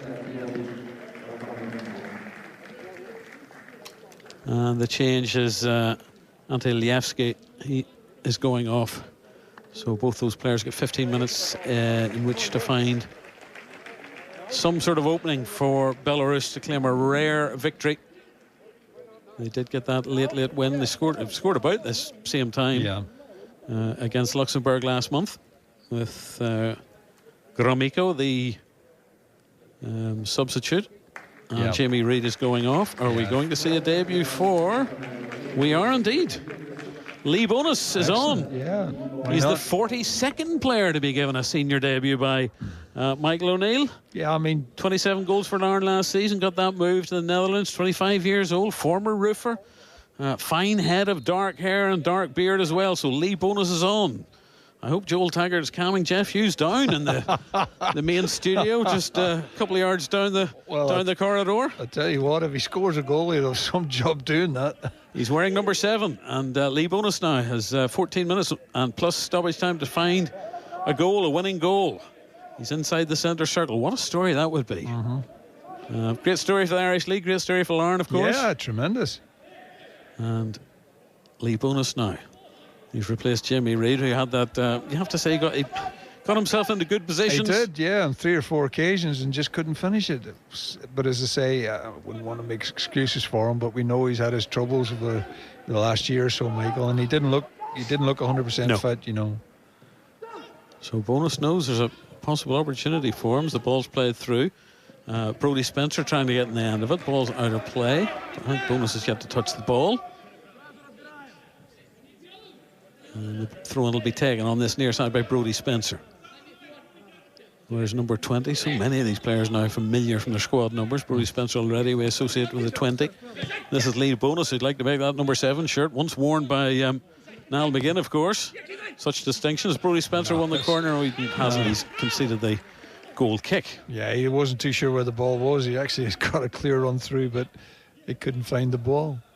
Not quite the same level of chance making and dynamism from Northern Ireland in the second half, John O'Neill. No, it's not. And as we know, Michael, when you get to these stages where they're bringing on 3 or 4 different players, it's very, very difficult.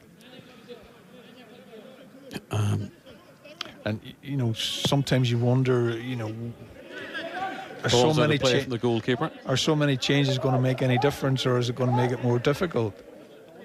Occasionally, it makes the play even more disjointed, doesn't it? It does. That ball was put straight out of play by the Belarus goalkeeper for no reason. No discernible reason. Brodie Spencer a couple of yards inside the Belarus half.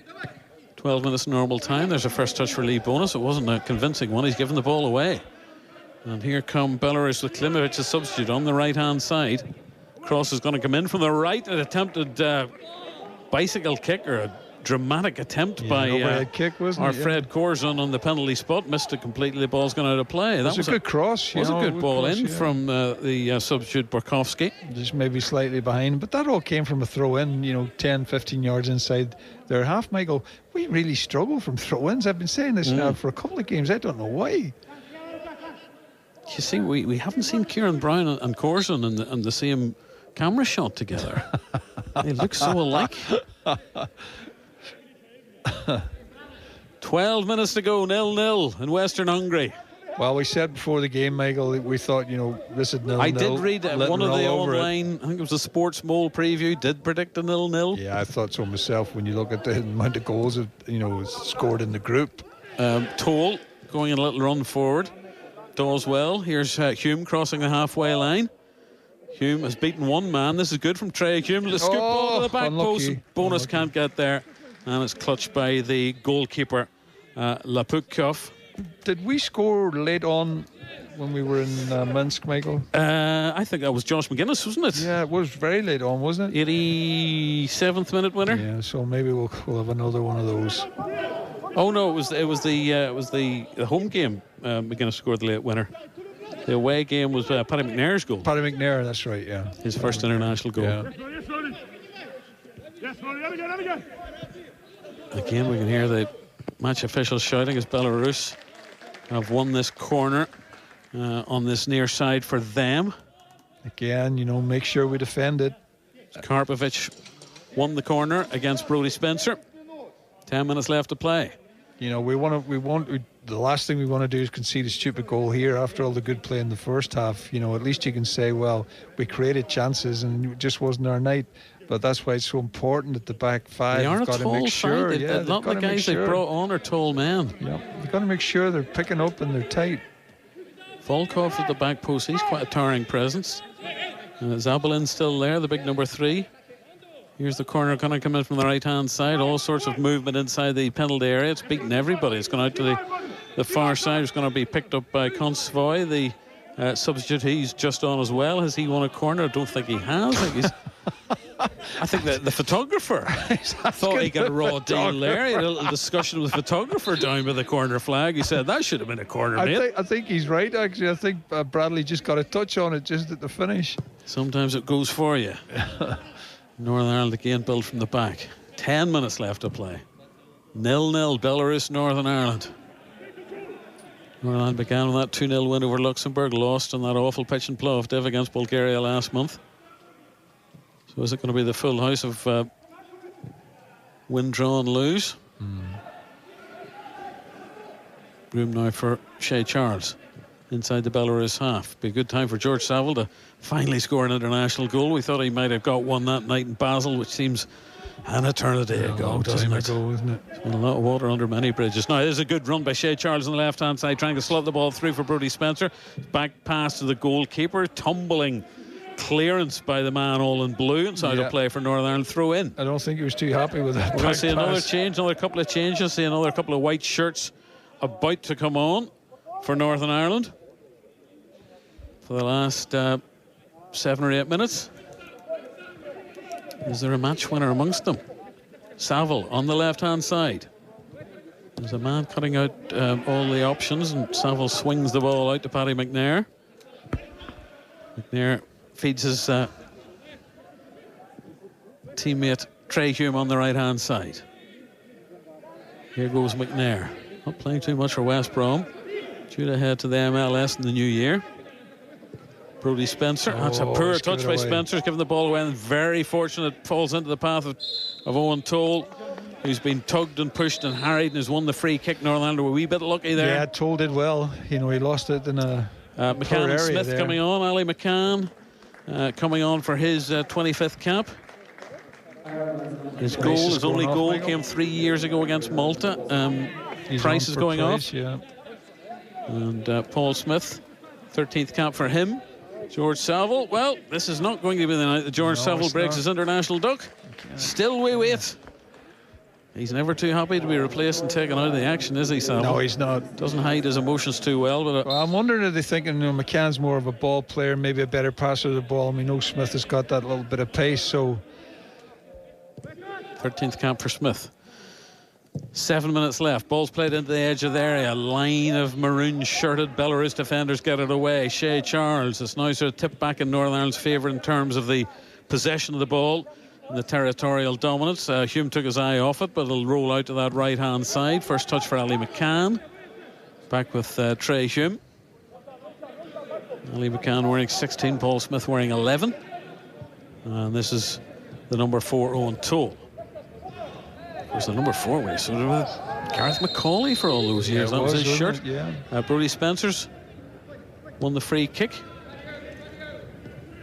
on this near side. 20, of course, was Craig Cathcart. We remember all these numbers in our dotage. Yeah. Whatever they wore in the Euros. They played a long time as well. All those years ago. Yeah. And here is Spencer, the little flick ball in. That's good from Bonus. Gets it back to Spencer now.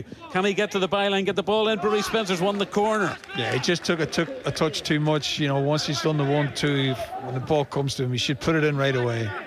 He's given the defender a chance to get back and clear it for a corner. Klimovic it was, who was doing the covering back. So is this the moment? Don't play it short. Get the ball into the box. Shay Charles from the Northern Ireland left-hand side.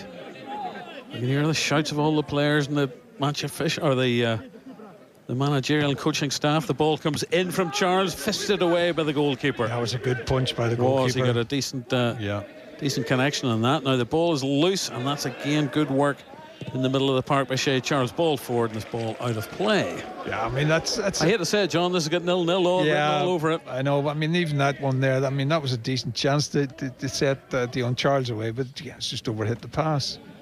5 minutes to go. Michael O'Neill's gum-chewing expression hasn't really changed. No, but it goes back to what we were saying at the start of the game, Michael. We lack a goal scorer. We don't know where the goals are coming from. Clearance and the header won by Ali McCann. He's not the tallest. Forward by Bonus.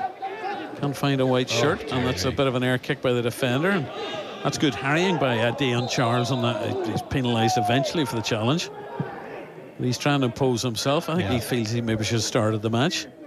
The challenge on Klimovich, who then took a big divot as he swung at the ground. Exasperated Dion Charles, seen in slow motion on the replay. Klimovich back on his feet.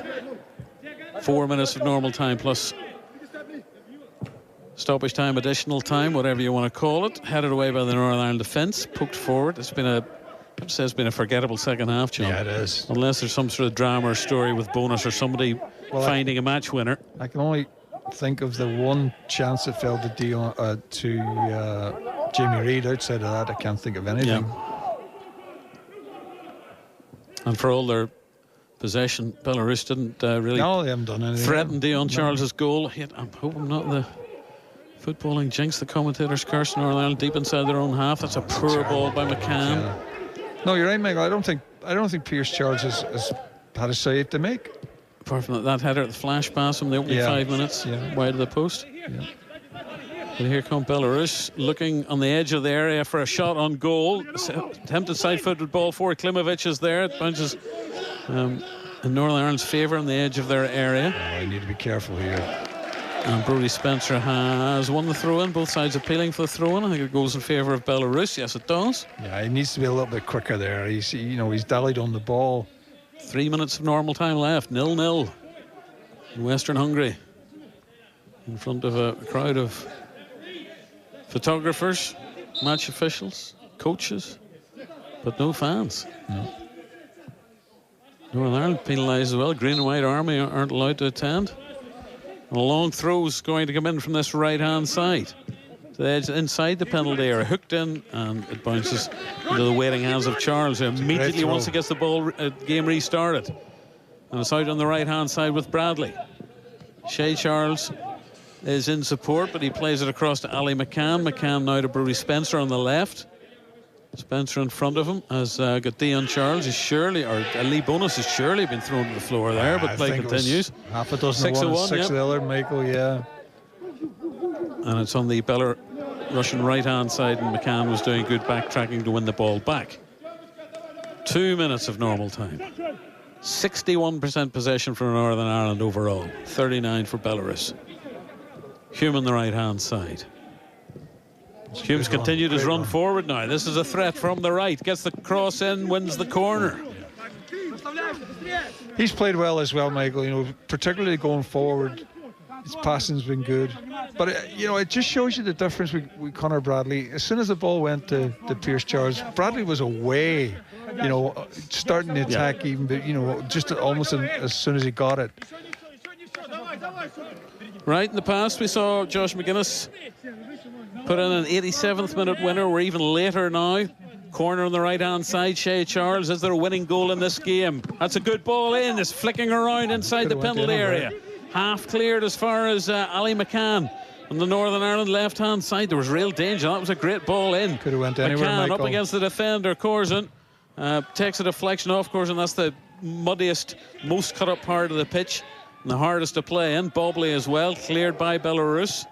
Picked up by Bradley, popping up on the left-hand side. Now Brodie Spencer. Paddy McNair. It's been difficult for Northern Ireland in this stadium with no atmosphere. It has been like a COVID game, a lockdown game. Toll Side-footed ball across. This is Shay Charles popping up in the right wing back position. Infield to Conor Bradley. To Ali McCann. Brody Spencer. A nice turn by Dion Charles. Poked forward though. Was he caught? No, he wasn't. And that's a push by Bonus, is it? That looked like a free kick. Dion Charles in his bright pink boots. Clutching himself in some pain as we see the crunching challenge by that man, the Corzon. I think he's their enforcer, isn't he? Yeah, he is. He caught him late. He did. I think he's now been substituted. Just as we say that, he's going to be replaced for the remaining. Well, it's not even a minute of a game. We're into stoppage time now, and Bocharov is coming on for possibly the easiest international cap he will ever get. He's winning cap number 15, wearing number 8, and a long clearance by the goalkeeper for Belarus. Yeah, Tolles won the header again. He's done well. Yeah. You'd give the man a match to a central defender. That's a good ball now for the left-hand side for Lee Bonus. Lofts it over the defender, but too far and into the hands of the goalkeeper. Yeah, the goalkeeper read it. Otherwise, he would have caused the centre-half a little bit of a problem there. 4 minutes to be played, additionally. 0-0 in Western Hungary. Zalaeger's egg. Apologies if that's not the correct pronunciation, but that's what I've gone with all evening. I don't expect to ever have to say it ever again. Inside the Northern Ireland half, volleyed away by Brody Spencer. I think England may have played there quite recently. Recent memory, anyway. Ball's out of play. Bradley, who again has played well. He has done He's well. always wanted to get involved. Yeah. Back with the Belarus goalkeeper. We need him to make a Hames here, but he doesn't make a convincing clearance. He got away with it. Could have gone anywhere. And that'll be a free kick. I think Shay Charles caught his heel with his opposition number. He bundled him over. That was definitely a free kick. And there could be a sting in the tail here if Belarus can come up with an unlikely winning goal. I don't think they deserve it, Michael, but that's, you don't always get what you deserve, is right. 2 minutes played. Now the ball's infield, edge of the area. Belarus inside the Northern Ireland penalty area. Ali McCann's done well to win the ball back. Clears upfield. That was a challenge and bonus, but play continues. Belarus have it, scooping it forward to the edge of the penalty area. Chested down. Opportunity now for Belarus. They got the ball to the byline. A very important interception by Ali McCann, and the ball took a deflection off the attacker. And that was vital work by McCann did well, the blonde-haired little fella. Yeah, he blocked the cross and it eventually hit the striker and went out for a goal kick. Into the third additional minute. 90 seconds left to play. If ever Northern Ireland needed a bit of luck or a defensive howler by Belarus, this is the moment. You'd take anything, Michael. Bradley, on that right-hand side, patching in to the big fella Zabalin, who clears. A nice turn on the far side by Belarus. I don't think they've got many ambitions at the moment, but they're going to charge forward down that left, but it's been poked back to the feet of Pierce Charles. Charles side foots it, right footed, and this might be the last Northern Ireland attack, and it's with Paul Smith. Smith, one of the many beards in this team. I think back to the great bearded team of 1980 that won the British Championship. Jerry had won, didn't he? Big Chris had won. Chris had won, yeah. Paddy McNair. McCann. Still we can hear the players shouting. 45 seconds left to play. Shay Charles loses possession. Was picked up on this near side by Owen Toll. Oh dear. McCann's giving the ball away, and a break now for Belarus. This would be a sting in the tail in the last 30 seconds. It's Konsovoy, the substitute. But it's back on the halfway line to Karpovic, and I think, John, what we feared, maybe half expected an hour and a half, 2 hours ago, is going to come to pass. Yeah, I mean, I think it's the nature of this group at the minute. You've got sort of 4 teams, and there's not much to choose between either of them, and all of them seem to have a problem with trying to score goals. So I think Northern Ireland go above Belarus. No, they don't, because of course Belarus will get a point as well. So Belarus will. I don't know. Yeah, I think it'll just stay the same, won't it? Belarus will go level on points with Bulgaria. There is the blast of the referee's whistle. Northern Ireland had those first half opportunities. They probably came closest with Owen Toll's flicked header off the post late in the first half. The second half was a bit of a non-event. Belarus saw a lot of the ball early on. Northern Ireland regained a bit of initiative.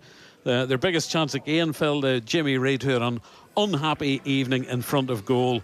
And in the end, would you say? Well, probably in the second half, a goalless draw was a fair result, but Northern Ireland should have won it in the first. Yeah, they should have won it in the first. They had the chances to win it, and that's the disappointing thing. The second half, you expected a response from Belarus, and they did offer one. Not a great response because, again, Pierce Charles had nothing to do. Excuse me. Belarus now go level at the top with Bulgaria. They've both played 3, won 1, drawn 2, lost none. 1 goal for, none against, and a goal difference of +1. Exactly the same record. Yeah, well, I think, the fact they're in what group are we in, Michael? C3. C3, and I think that says it all, really. But the important thing, Michael, was that we didn't score when we were on top. Now, that's fine. You were creating the chances. But in the past, I've seen us not do that and then give away silly goals at the back. Now, we didn't do that. So a point away from home really isn't a bad result. But on the balance of the play, considering that we had at least 3 or 4 good chances in the first half, you got to be disappointed. I would say Michael will be very disappointed. But having said that, this is a young side who are trying to grow into the game and get a little bit of experience. So they'll go to Tuesday night's game now against Bulgaria. And if they play like that with a crowd behind them, they're going to cause Bulgaria a few problems. It's still wide open. This group is still wide open. No injuries, in the best of our knowledge, unless we've been let down by a TV director. There weren't any of the yellow-carded players who picked up another one tonight. Owen Toll picked up one tonight. But a second half to forget. The chances came in the first half. Northern Ireland will have another go. I don't know if it's a group of death. It's a group of drought or something. Yeah. Anybody could win this. It's really strange. Yeah, and remember the games in November, Friday the 15th, home to Belarus, and finishing with that trip to Luxembourg City on Monday the 18th of November. But on Tuesday, Northern Ireland, Bulgaria, Belarus, Luxembourg. Chances came in the first half. They weren't taken. We hope on Tuesday night somebody finds a golden touch in front of goal. If they beat Bulgaria on Tuesday night, Michael, as you said, the 2 games in November are nothing to worry about, so it's still there to play for. And I think that's important as well. We hope we have seen the last of international matches with no fans behind closed doors. We had our fill in lockdown. We've had our fill this evening. It's not football. My thanks to John O'Neill. I'm sorry, but it finished in Western Hungary as we feared it would. Belarus 0, Northern Ireland 0.